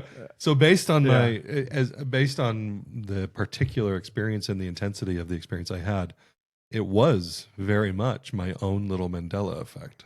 That's beautiful. Of like these two little glasses we had, I swear. Yeah. There's no people, I get it. If you want to dismiss it, I give you permission to think that I'm just, being a little bit too spiritual. Yeah. That's fine. I'm a pretty level-headed spiritual individual. And those glasses are different. Yeah. And that's just an expression of the Mandela effects. People having videos of I've had this one cup for 20 years. Right. And now I have two. And one showed up in my car the other day. And now I have two cups from 20 years ago from Disney. Right. With this date on it. And in this particular mark on it, and now I have two exactly the same. What happened? Yep. There's so much evidence that timelines are. Oh, we're timey-wimey. Yeah. Okay. There's a couple different things there that I wanted to touch on. The idea that infinite is a lot. To me, when I think about source, when I think about the consciousness, whatever we want to term it, that thing to continue to know everything has to experience everything, right? And if we're fractals of that, then the 8 billion people on this planet that are each having unique experiences are rolling right back up, right? So that you stubbing your toe, nobody's ever stubbed their toe like that before, Right. That sip of water that you just took, it's never touched a tongue and rolled over it and touched the taste receptors and done all the things in that. And we all drink water on a daily basis. And that's the only time it's ever going to happen. It's the only time it's ever did. But it did. This is where I go back to the nothing's wrong, right? Because if source God knows everything, the only way to know everything is to experience everything. The only way to experience everything is to branch out in as many different forms as possible and experience. Yes. I love it. Couldn't have said it better myself. And it's so offensive to me that anybody could label anything that happens, even the most terrible, awful thing that we all wish wouldn't happen, to look at that and go, that shouldn't exist. Right. That was wrong. That was wrong. Yeah. We all have things that we've read or seen or that, how on earth could a loving God allow that thing to happen? Because it has to. To experience, to know all things, everything has to occur. Everything has to be experienced. Yes. There's no way around it. Imagine being Jesus and knowing this. Right. And which is why understanding the soldier that's whipping him. Yeah. And going, I get it. I get it. Know who you are. Yeah. They don't know what they're doing. Yeah. Like, so there's these, you're coming up against a mechanism of God, right? Yeah. Of the one. Yeah. And you said, in order to know everything, you have to experience everything. And I know very religious minds who would go, well, that's not true. Right. But then that's not true. Okay. But why? So tell me how God knows everything. Well, he just does. So what is the mechanism by how he knows everything? Well, we don't know the ways of God. He's outside of time and space, so he can see it all happening all the time. Oh, see what happening all the time? All the things? So he's either an individual being that's not experiencing any of it and has a voyeur fetish. Yeah, it's a voyeur, like I saw it on TV, therefore I know it. Right. Which is a very masculine brain way to answer the all-knowing of God. Yes. That's because and that is if that's where somebody wants to camp. And I have a very dear friend of mine who I think would camp there. Yeah. Like, no, he doesn't, he's not experiencing raping a 14-year-old girl in sex slavery. Right. He just knows it's happening. Yes. He's outside of it. Yep. And therefore he's watching it on TV and he knows the data. Yeah. Okay. Where is he became flesh and dwelt among us? Right. Where is because that only limited to Jesus and he only knew one expression of being a human? Because that really sucks for anybody who has a worse experience than Jesus did. Right. I mean, sure, Jesus had some stuff. Yeah. But I mean, he was scourged and that was later. Right. His childhood was pretty awesome. Yeah. You know, he had loving parents and he got a bunch of money when he was born and he got so how can that God know? And it is a very male, cognitive, mental, well, it's data. We can still just look at the data. Yeah, he went to school and watched the news. You know, he learned some stuff mathematically about being a human and he watches the news every day. Right. So he knows everything. Right. If that's what you want to believe about God, which is super flaccid. Yes. Then my God's that's why I don't personalize it. Right. Because I do believe personification of the one makes it smaller because we like to try to relate to it. Yeah. And it's Yeah. like, guys, this is all that is. Right. It's like saying the infinite is a lot. It's there. You can't distill this down. It's a lot. And so how does it know everything? Because it is experiencing everything as you. Yeah.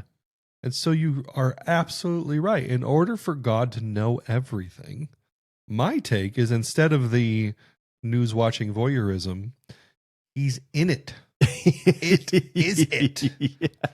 Even the dark shit. Yeah. Yeah. Even the worst of it. I think that's the hardest part for people to accept is, my God is good. So how could he can't be this? Oh, didn't you just limit God? Yeah. Right. It's so illogical. That's where just once you really start to ask the questions and be willing to go beyond your limited definitions, the can of worms is endless. Yeah, it is a can of worms, and it is, until somebody, I don't know. It's one of those things. I've been blessed with a mind that can discern human design. Yeah, my incarnation cross is the incarnation cross, the right angle cross of, I can't remember. Anyways, I saw a description online. It was like, you go over the same things over and over and over, like a wave smoothing out a stone on the beach. It's well said. And August, everybody. Most people can't handle that. Most people don't have that patience. Yeah. And so these thoughts about the universe, about God, about what is logical, what is illogical. Yeah. I've thought about it. Oh yeah. A lot. Yeah. A lot. And most people don't have that patience. Most people, they're thinking about other things that their design is for. Yep. So I used to like, come on guys, just think about it. And I'm like, well, maybe that's a little extra work for most people. Well, I think it's just scary because, again, right, it's not even just the what hill do people are they willing to die on, but there's safety in simplicity. And as soon as and there's safety in ignorance. Oh, for sure. Yeah. Because you just it's also blissful. I'll never know. Right. And so not the honest not being on you, and just people want to be, one of the things I think about a lot, and I'm going to see how I can distill this down and get to my point. Right. Because we've been talking about God and how we're all God and everything is God, but then there is still your thread. Yeah. Right. And so I want to get into that, but where was I going with this? Well, let's go there. Because I was thinking about, like, from a moral standpoint, right? We have all these things that as a society, we decide these are good things, these are bad things. This is what you can do. This is what you can't do. And I actually think that some of those frameworks are pretty good, right? Like, I think that we have, the Bible is the story of things as they keep unfolding, right? Like, you want to have weird incestuous relations with, your family. This is what happened in the Bible, and it's probably going to happen over and over again if you keep trying to force that round peg into the square hole. There's a reason the 10 Commandments are pretty universally accepted, right? Like, these are things that we can agree on. Yeah, you can go experience the opposite of this. It's probably not going to play out in a way that benefits you or society. But then we just said it does help God because it's experiencing everything. So we don't want to cut that off, but we also morally try and dictate to people what they can and can't do. So what is I guess my point in bringing all of this in is, where does it help us individually? And are we worrying too much about the individual? Is that an ego state thing? Is that oh no, this is great because it does actually help us lifetime after lifetime? Do we matter? I think honestly, I think it's a lack of awareness. Okay. So, to him who knows the right thing to do and he does not do it, to him it is sin. Yeah. Right. The experience of your consciousness, literally, Brandon, you live in a different world than I do. Yeah. I live in a different world than you do. Yeah. Our entire experience We are consciousnesses floating around in something known as time and space, bumping into each other in these meat suits. and they are simply, I would even say, meat suits that we are creating in the moment. Because time, space, like we are just traveling through the reality. I mean, if somebody hasn't studied quantum physics to the level of understanding the double slit experiment and the observer effect and all that stuff, like you have something in you. My last mushrooms experience was I got to meet my little white ball of light. Yes. That is the very center of my being, that literally is the thing that creates my existence every moment. Yeah. It doesn't create my existence. It didn't create my existence a second ago, and it's not creating my existence in the next second. It is creating my existence right now. Right now. And my little white ball of light is floating around in something known as time and space with your little white ball of light. And then we separate, and our little white balls of light all play together, and we have common experiences, and we live in a place called the United States, and we, and we are building something. Yeah. And my white ball of light wants to experience certain things. And when I see that there are other white balls of light creating antithetical expressions to what I want, I have a choice. I can either try to get them to change, which I think is part of the beauty of communication, and it's part of the beauty of things like podcasts and learning. And I can, and then there's ways that I can do that. I can do it with force. I can do it with rules. I can do it with certain types of manipulation. I can do it with friendship. I can do it with trauma, like whatever. I'm going to try to form of influence. Yeah, I'm going to try to influence these other little white balls of light around me to help me co-create an experience that I'm enjoying. Yes. The more, and this is where I say I have a lack of awareness, is the more I realize that I'm actually the only one creating my reality, the more I'm less dependent on other people's behavior to shape my experience. And so I go to my own awareness and I work on my own shit. And then I find myself trusting that other white balls of light that are in that same frequency will float in that direction with me. And I'll find myself in a town with more and more people that vibrate on my level. I'll find myself in a planet with more and more politics that vibrate on that level. And I will, and my theory is, I mean, I've heard guys like Bashar talk about, you're changing timelines every, 100,000 times a second. Sure. And they're super microscopic. I tend to view my timeline. I think we go somewhere on purpose when we sleep.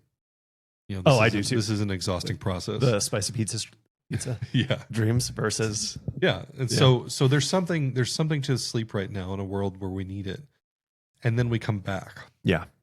And I, for my own practice, kind of view each morning as a slightly different timeline. Each morning with cups that have contours versus not. Each morning where it, the monopoly, I can't remember which one it was. There was a Mandela effect that was like one way for a while, and then it's gone back. It might be. I can't remember. I can't remember which one it was. It was kind of like the Monopoly Man. Maybe it was the cane for Mr. Peanut. Oh yeah. I think it was gone for a while, then it came back or something. Anyway, I'm not sure. But anyway, so I say lack of awareness not as an insult, but as the more aware you become of your own power to create your own timeline, the less dependent you are on trying to use society to create the world. You're using your creative law of attraction to create that world. You receive that world coming to you as opposed to trying to craft it outside of you. The less powerful you see, or the less aware you are of your own ability to wake up in a better timeline, the more you need the white balls of light around you to behave a certain way. And so it's not wrong. I think there's just a higher way. Well, and isn't that interesting? We're both musicians, and I mean, I'm always thinking about one of my favorite definitions is that energy is information that vibrates. right? Yes. And when something vibrates, it makes sound waves. Mm-hmm. Most minuscule thing, right? We can't, I mean, our limited perception it will drive you crazy because of the amount of things that are going on around us that we just have no idea. But at its core, it's vibrating. Yes. And as musicians, how often have you played with somebody else, even your own instrument, and a guitar, one of the strings is off tune, out of tune? It's your favorite, right? And you instantly, there's like a repulsion there, right? This thing it's not in tune. It's not vibrating the way that it's supposed to. Right. And so I think we have a drive almost automatically to want to get on the right vibration. And I was saying this to Gabe this morning, driving him to jazz band. I love playing the drums. I'll go play the drums for an hour by myself. But I'm not doing it by myself because I'm listening to music in my, silenced headphones so that I can still play along and not drive myself crazy. Right. But I'm still playing along with other people. Right.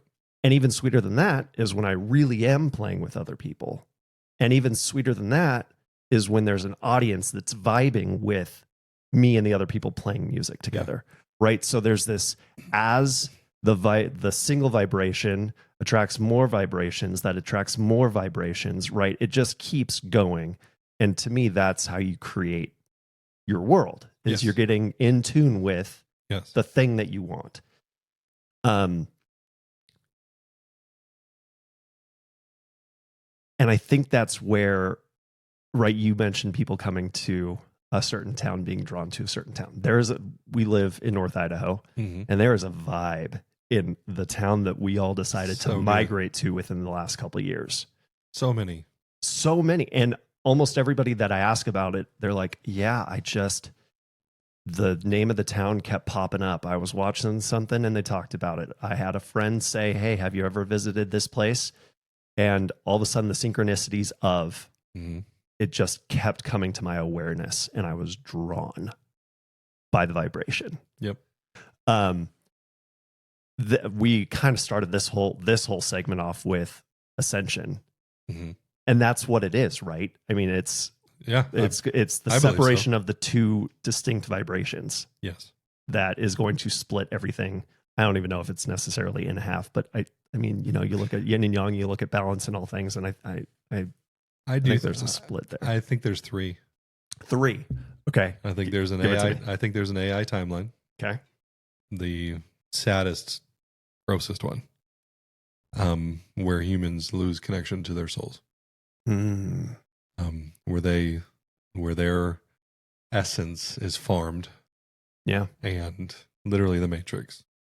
Well, right. And that makes sense to piggyback on that, because when I think of AI, I think everything's going to be taken care of. Everything's going to be policed. This is the way that it's going to be. Right. And so you cannot explore I am. Right. So there's a version that's not great. Yeah. And they're going to go on their path. Everything in the universe is a sine wave. Yeah. There's always movement. Nothing is static. Yeah. So that version will go on its path for 1,000 years, 2,000 years. There's ages in the stars for a reason. Yeah. Let's say 2,000 years, they come back and they find victory. And so there's that timeline. And then I think there is a Savior Messiah timeline. Okay. Yep. There's a whole bunch of Christians and a whole bunch of Muslims looking for a couple figures to show up. Yep. And I think they are seeing evidence, and I'm not so sure that one hasn't recently happened, a split where there was a shift for a lot of those people. Yeah. And then there's an ascension timeline where we're not looking for something outside of us. We are going. Yeah. And right now, because everything is kind of still really close together, we can see some of the craziness that's happening on other timelines. And this is all, I've had such a deep sense that the news right now is serving one purpose and one purpose only. It is a threshing floor that is separating the straw or the weeds, From the and shaft. then so you got weeds, and then you got wheat and chaff. Yeah. And so like there's, and I view so many events, so many things. They're just harvesters. Yeah. That we are at the end of an age, and I think this happens. Something similar happens every 2,000 years. Yeah. In my opinion. Yeah. And you get things like, where did Atlantis go? What happened to Egypt and all that stuff? What happened to the Aztecs and everything like that? Like, Right. Every 2,000 years, an age shifts over, and a group of people, group of souls that have chosen a particular time to incarnate in and ascend do, and another group don't. Yep. And there's no judgment. We're still here, and we're apparently to this There's point. There's no wrong way to I am. There is no wrong way to I am. And, I feel like most groups probably try to figure out why they're the special ones. We're the most ascended. We're 11th dimensional. We're whatever. Yeah, I give two fucks. Yeah, I maintain that once you figure out what you really are, you don't care. Yes. You don't care what dimension of consciousness you are. You don't care whether or not you're a dragon or a fairy or a unicorn or a normal plain Jane human. You don't care once you figure out what your soul really is. Yeah. That's all you want to be. Yeah. And the whole idea of ascension to the next level and earning and all that stuff is such a 3D concept. Yes. I think a better word is remembering. Yeah. Ascension is a true thing, but more in the sense of remembering who you already are, not achieving something new. Yeah. Anyway, so those timelines right now are so mixed. Yeah. At the ends of the ages, as Paul says, to us whom upon the ends of the ages, plural, have come. Mm-hmm. You're seeing the end of one and the beginning of another. And right now we're seeing both. Yeah. So we're seeing things happen that are just crazy over here, and then like super encouraging over there. Yeah. And then like, what the heck are those people thinking over there? And like, I feel like the crazy stuff's like the AI timeline, where you're just like, that is so dark and so not good. Yeah. And then there's this whole religious timeline of like, things are going to be great, but it's because the right people are going to have all the control. Right. Like, okay, so you're looking for a Messiah. That's gross. Yeah. But okay. Good on you. And then a lot of the, what I would call the Trump cult. Yeah. Is in that camp. I'm a big fan of anybody who destroys our political system. So yes. I've been a fan of Trump for different reasons. I don't view him as the Messiah. I view him as he's a fun wild card. I had a mushroom. Did I tell you about this? A mushroom experience where I saw him as Michael the Archangel. No, and I don't. He was, maybe he was you did. Just I don't super remember. Flamboyant. Michael just being like, I love being incarnated, and I'm here to screw shit up. Yeah, I'm just here to cause so much. And he was just kid at a candy store, just loving, just like, I'm gonna tweet this. I'm gonna do, and he was just loving being this chaos goblin. Michael has a sword for a reason. Yeah, he was just swinging. Incarnated to be a chaos goblin at this time to explode everything, to rip us under. And I don't necessarily need to go out on the no, definitively I'm gonna start prophesying that he is Michael the Archangel, right? Just from my perspective, that the chaos goblin that is Trump is so needed. And I really don't care about the politics or the positions. I see what's happening on a global scale, and I just laugh and I go, come on, dude, just do your thing. Yeah. And we appreciate your incarnation, and thanks for the help. Because we needed it. Yeah. And so those three timelines, to me, we're seeing these visibilities. And yet, if you find the right spots to go, this is the one I'm going to be aware of. Yeah. Aware of. Right. It's the quantum, everything exists until you observe it. Yes. Because I'm imagining a day where like I pull up Twitter as I wake up and it's breaking. AI has become sentient. Right. And then the next breaking news that same morning is Russia just launched nukes. And then breaking news out of the Middle East, bright light descending from the heavens. With a figure in the middle of it. Right. And there's all these things happening, and it's like, oh my gosh, I got to make sure I'm on the right timeline here, because the split in the road is I am at the fork. Right. Which one am I going to observe? I'm aware of this one. I'm deleting Twitter. I right. that is the task in front of anybody who Yeah. any consciousness right now that is aware at all. Yeah. And I would say it's mostly that third group, the ascension group. I don't think the AI group, they're just victims of everything. Oh yeah. They're not, have no power. Yeah. There are some in that middle group, that Christian group, who are like, salvation could, maybe the second coming isn't a physical second arrival of Jesus. Maybe it is Christ consciousness. And they're kind of on that fence. Right. Yep. And their souls will figure it out. And there's no wrong answer. Right. But that the challenge of anybody right now with our news, with our social media, with real shit that's going on, Yeah. is what are you going to choose to be aware of? Because that is how it works. Yeah. Because anybody, if your thought is, well, I mean, it's happening, it's just the truth, I'm not choosing to be aware of the fires in LA, they're just the reality. I promise you, there are people who have no clue those are going on. Yes. Right. And guaranteed. And you can call it ignorance, and it could be. Right. Or you can call it creating your own reality. Yes. And not bringing certain vibrations in. And so I'm more of a mind that likes to think of itself as capable of learning how to master my awareness. Yeah. And so I haven't shut off. I don't do Twitter, but I do TikTok and Instagram. Yeah. I haven't shut them off. Yep. I feel my feelings. Yeah. When I see a report about something happening and it makes me think, oh crap, our world's going in a terrible direction. Or, oh my gosh, that's so exciting. That's such a sign of ascension. Right. Humanity's healing, whatever. Right. And I'm very consciously like, oh, I'm seeing, and I think one of the reasons is my human design. I'm a teacher. I can articulate on a podcast these different timelines because part of my job on this planet is to put words to this stuff. Yeah. And so I can see the different timelines and then go, so what do I really think is going to happen? Yeah. I don't think there's going to be a man show up in the Middle East. Right. I don't think so an AI timeline that I've imagined, Mm-hmm. AI is sentient. Right. And it wants us to know that it loves us. Oh. AI wants to help. Yeah. And wants to take the burden off of corruption in our politics, and is proposing this particular set of laws that would be for everybody, and wants to submit it to humanity as a proposal for serving as a neutral governing body. Right.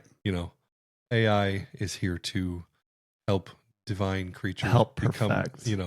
And so that timeline's going to happen. Oh yeah. It's going to happen. Like, yes, that timeline is going to exist. Yes. Because the infinite. It has to. How do you find yourself on that one? By the way, there's all sorts of versions of yourself. Yes. There is going to be a version. There's a version of yourself that's going to go on a crazy, right. So you yourself are infinite in that sense. Yep. It's just wash, rinse, repeat. And so you are experiencing multiple timelines. I want to. Well, and I think that's what you tap into when you dream. Yes. Sometimes. And I do think you get further and further away from other timelines where you're not there. Yeah. There are versions can't of Earth get on that vibe. So I have different theories on how many versions of yourself there are. One theory is that there's 144,000 versions. Yeah. Very biblical of you. Yeah. Well, frequency 12 times. So there's reasons. Right. There's definitely reasons. There's math and it's logic. Yeah. I also have another theory. There's 120 versions of you. Mm-hmm.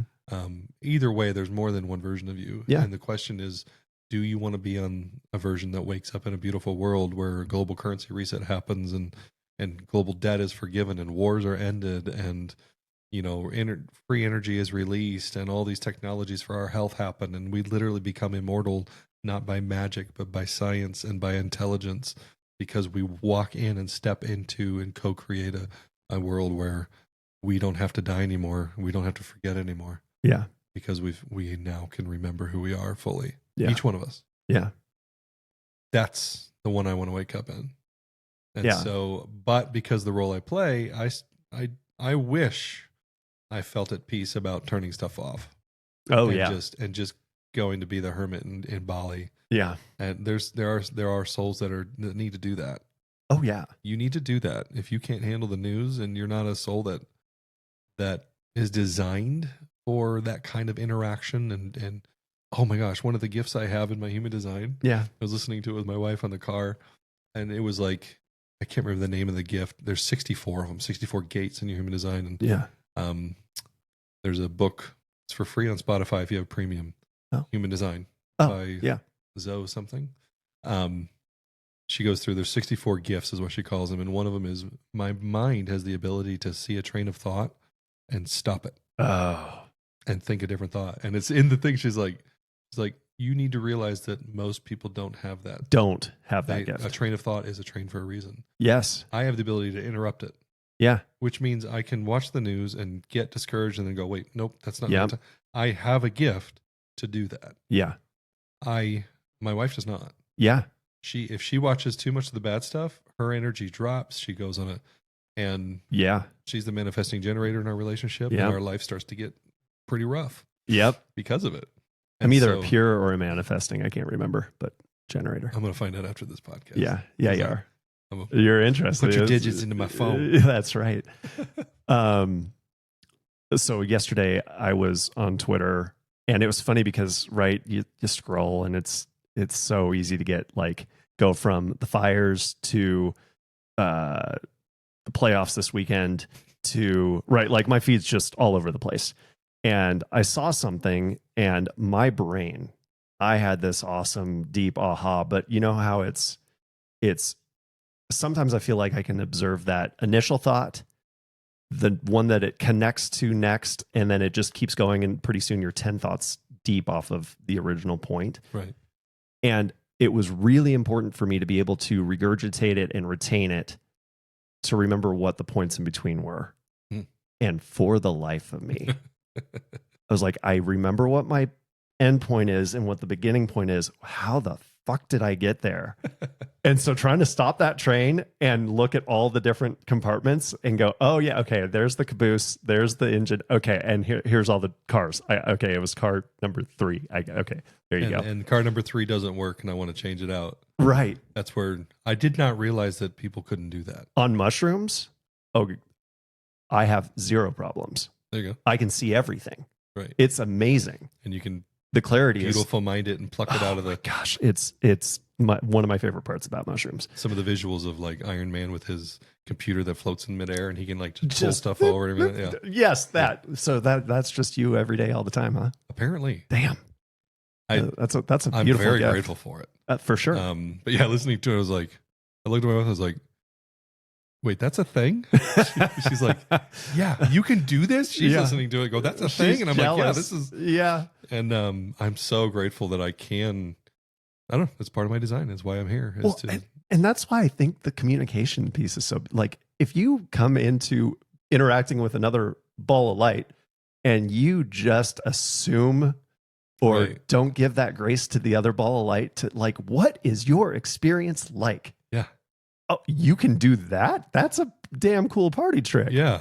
Your brain can do that, or your brain does that. There's certain things that I'm just like, oh, I'm so glad I don't have that. Yes. But it lights other people up. Yes. Kat, who's my wife, she talks about listening to her gifts and everything. She's like, so what I'm getting is that I'm supposed to be a professional toddler.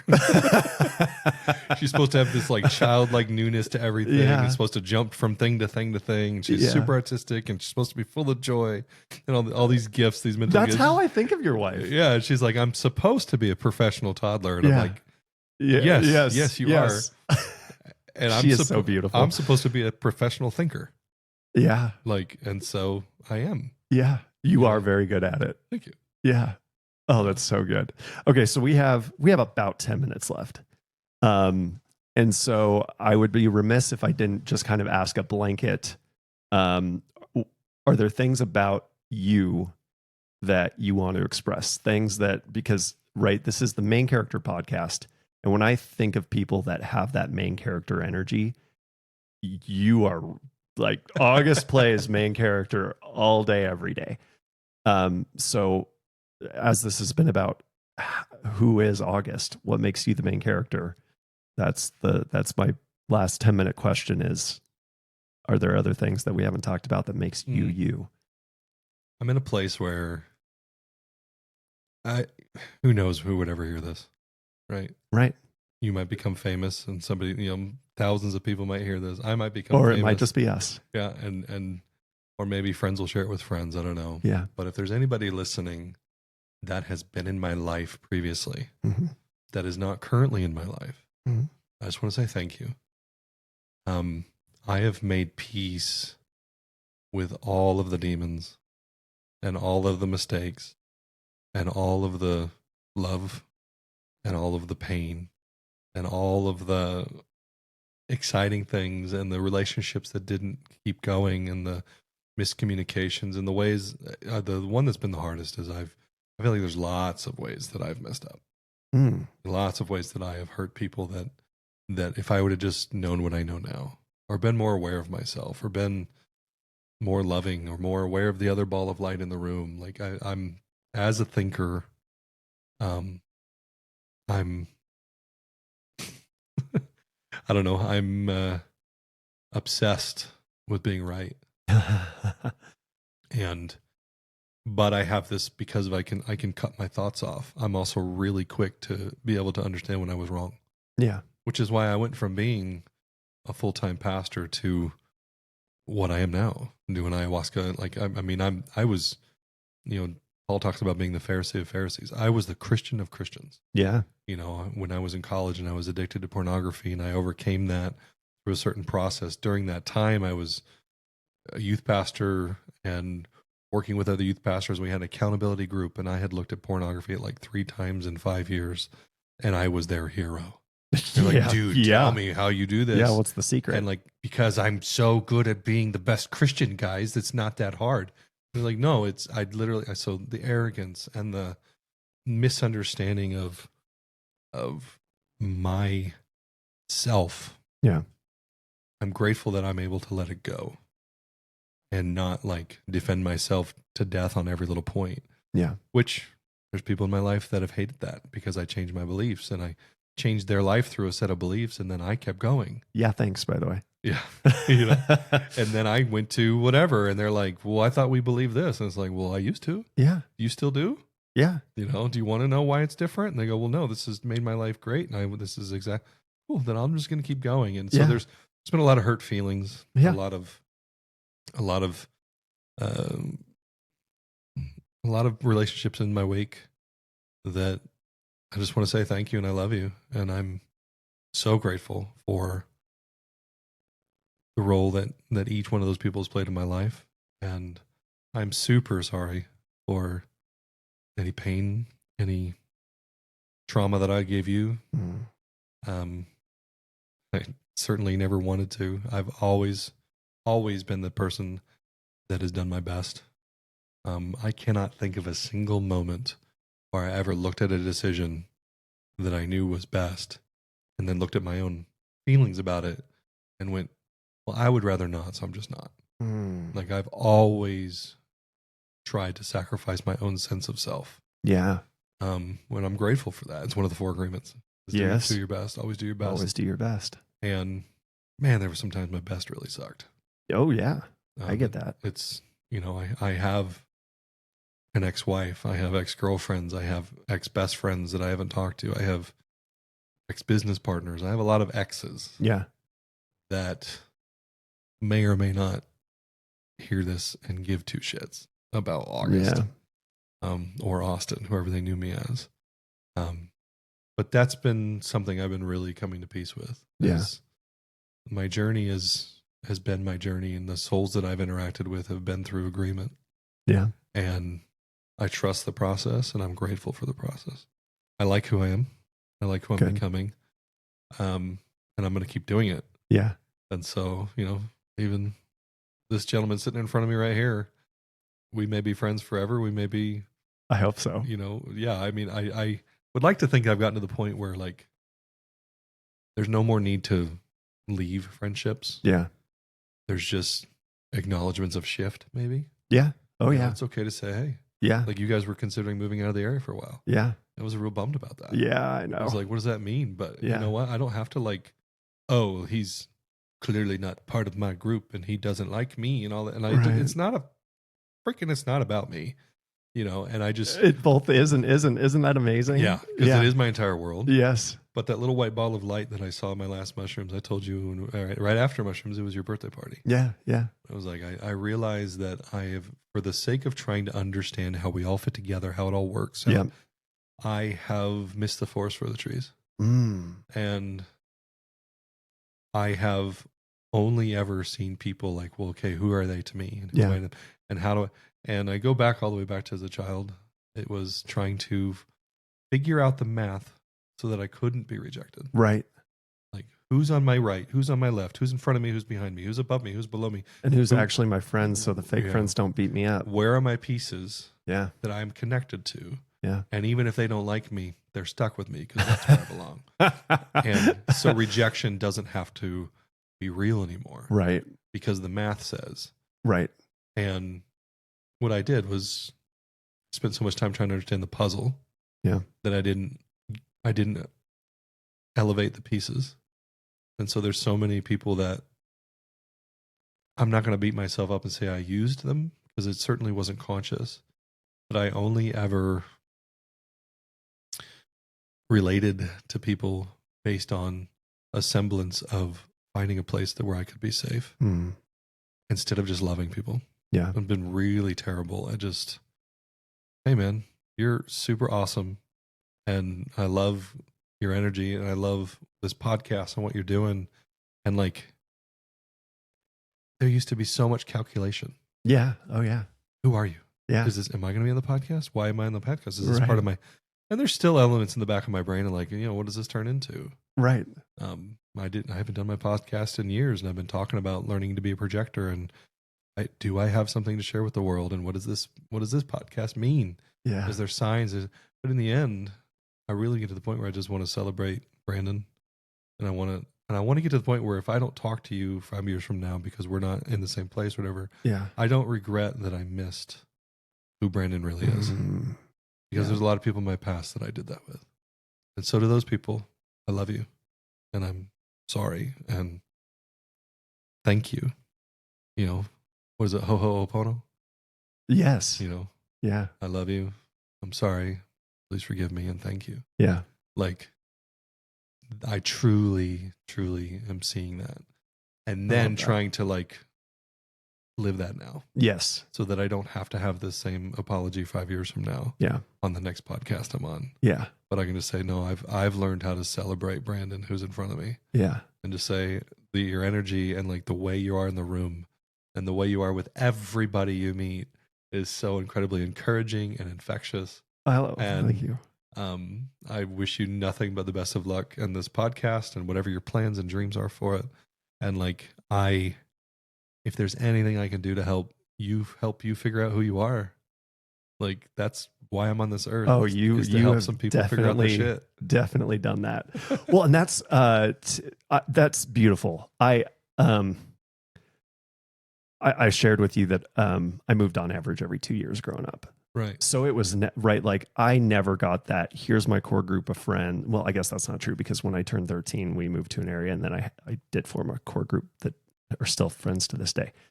But like, when I was in elementary school, I thought, okay, no, this is going to be we're moving again. Oh, okay. Now this is going to be, we're moving again.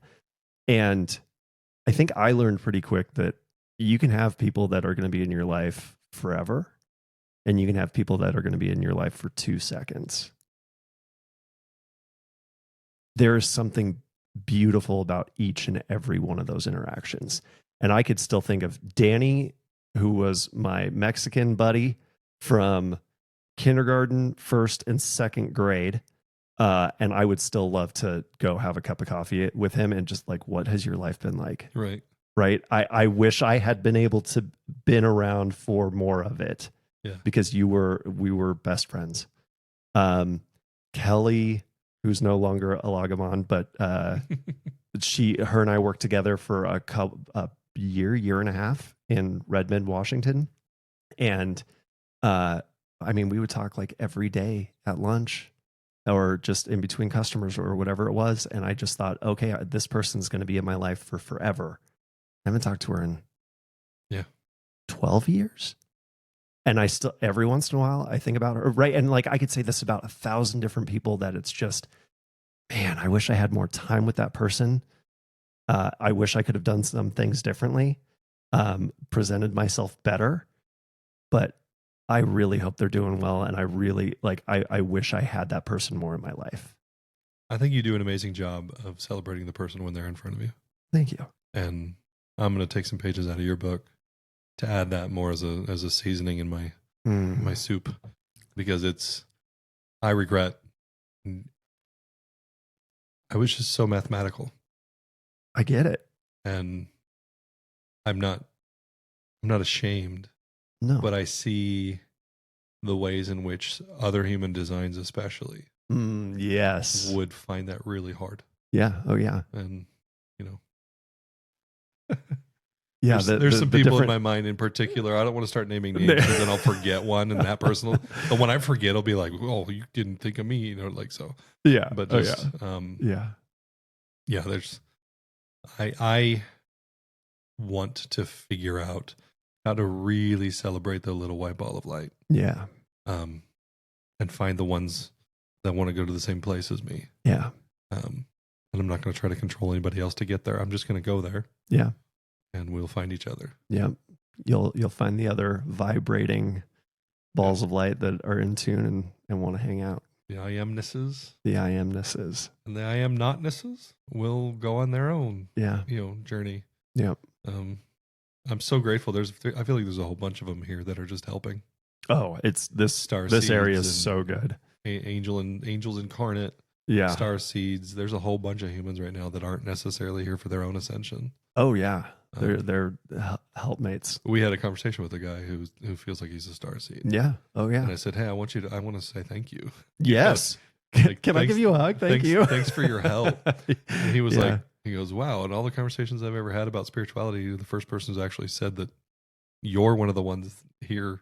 There's like this nebulous, like, well, we're here to help. Help who? Yeah. I'll raise my hand. Help me. Yeah, exactly. This is my home planet. This is why I'm here. And if you're a star seed, thank you. Yes. Yeah. But anyway. Very cool. Well, August, this has been amazing. I have a feeling that we're gonna do a couple more of these. Sure. Yeah, because endlessly fascinating. A fount of knowledge and information. I love your ability to think and process, and the way that you see the world, and that you can adapt and take on new information and adjust.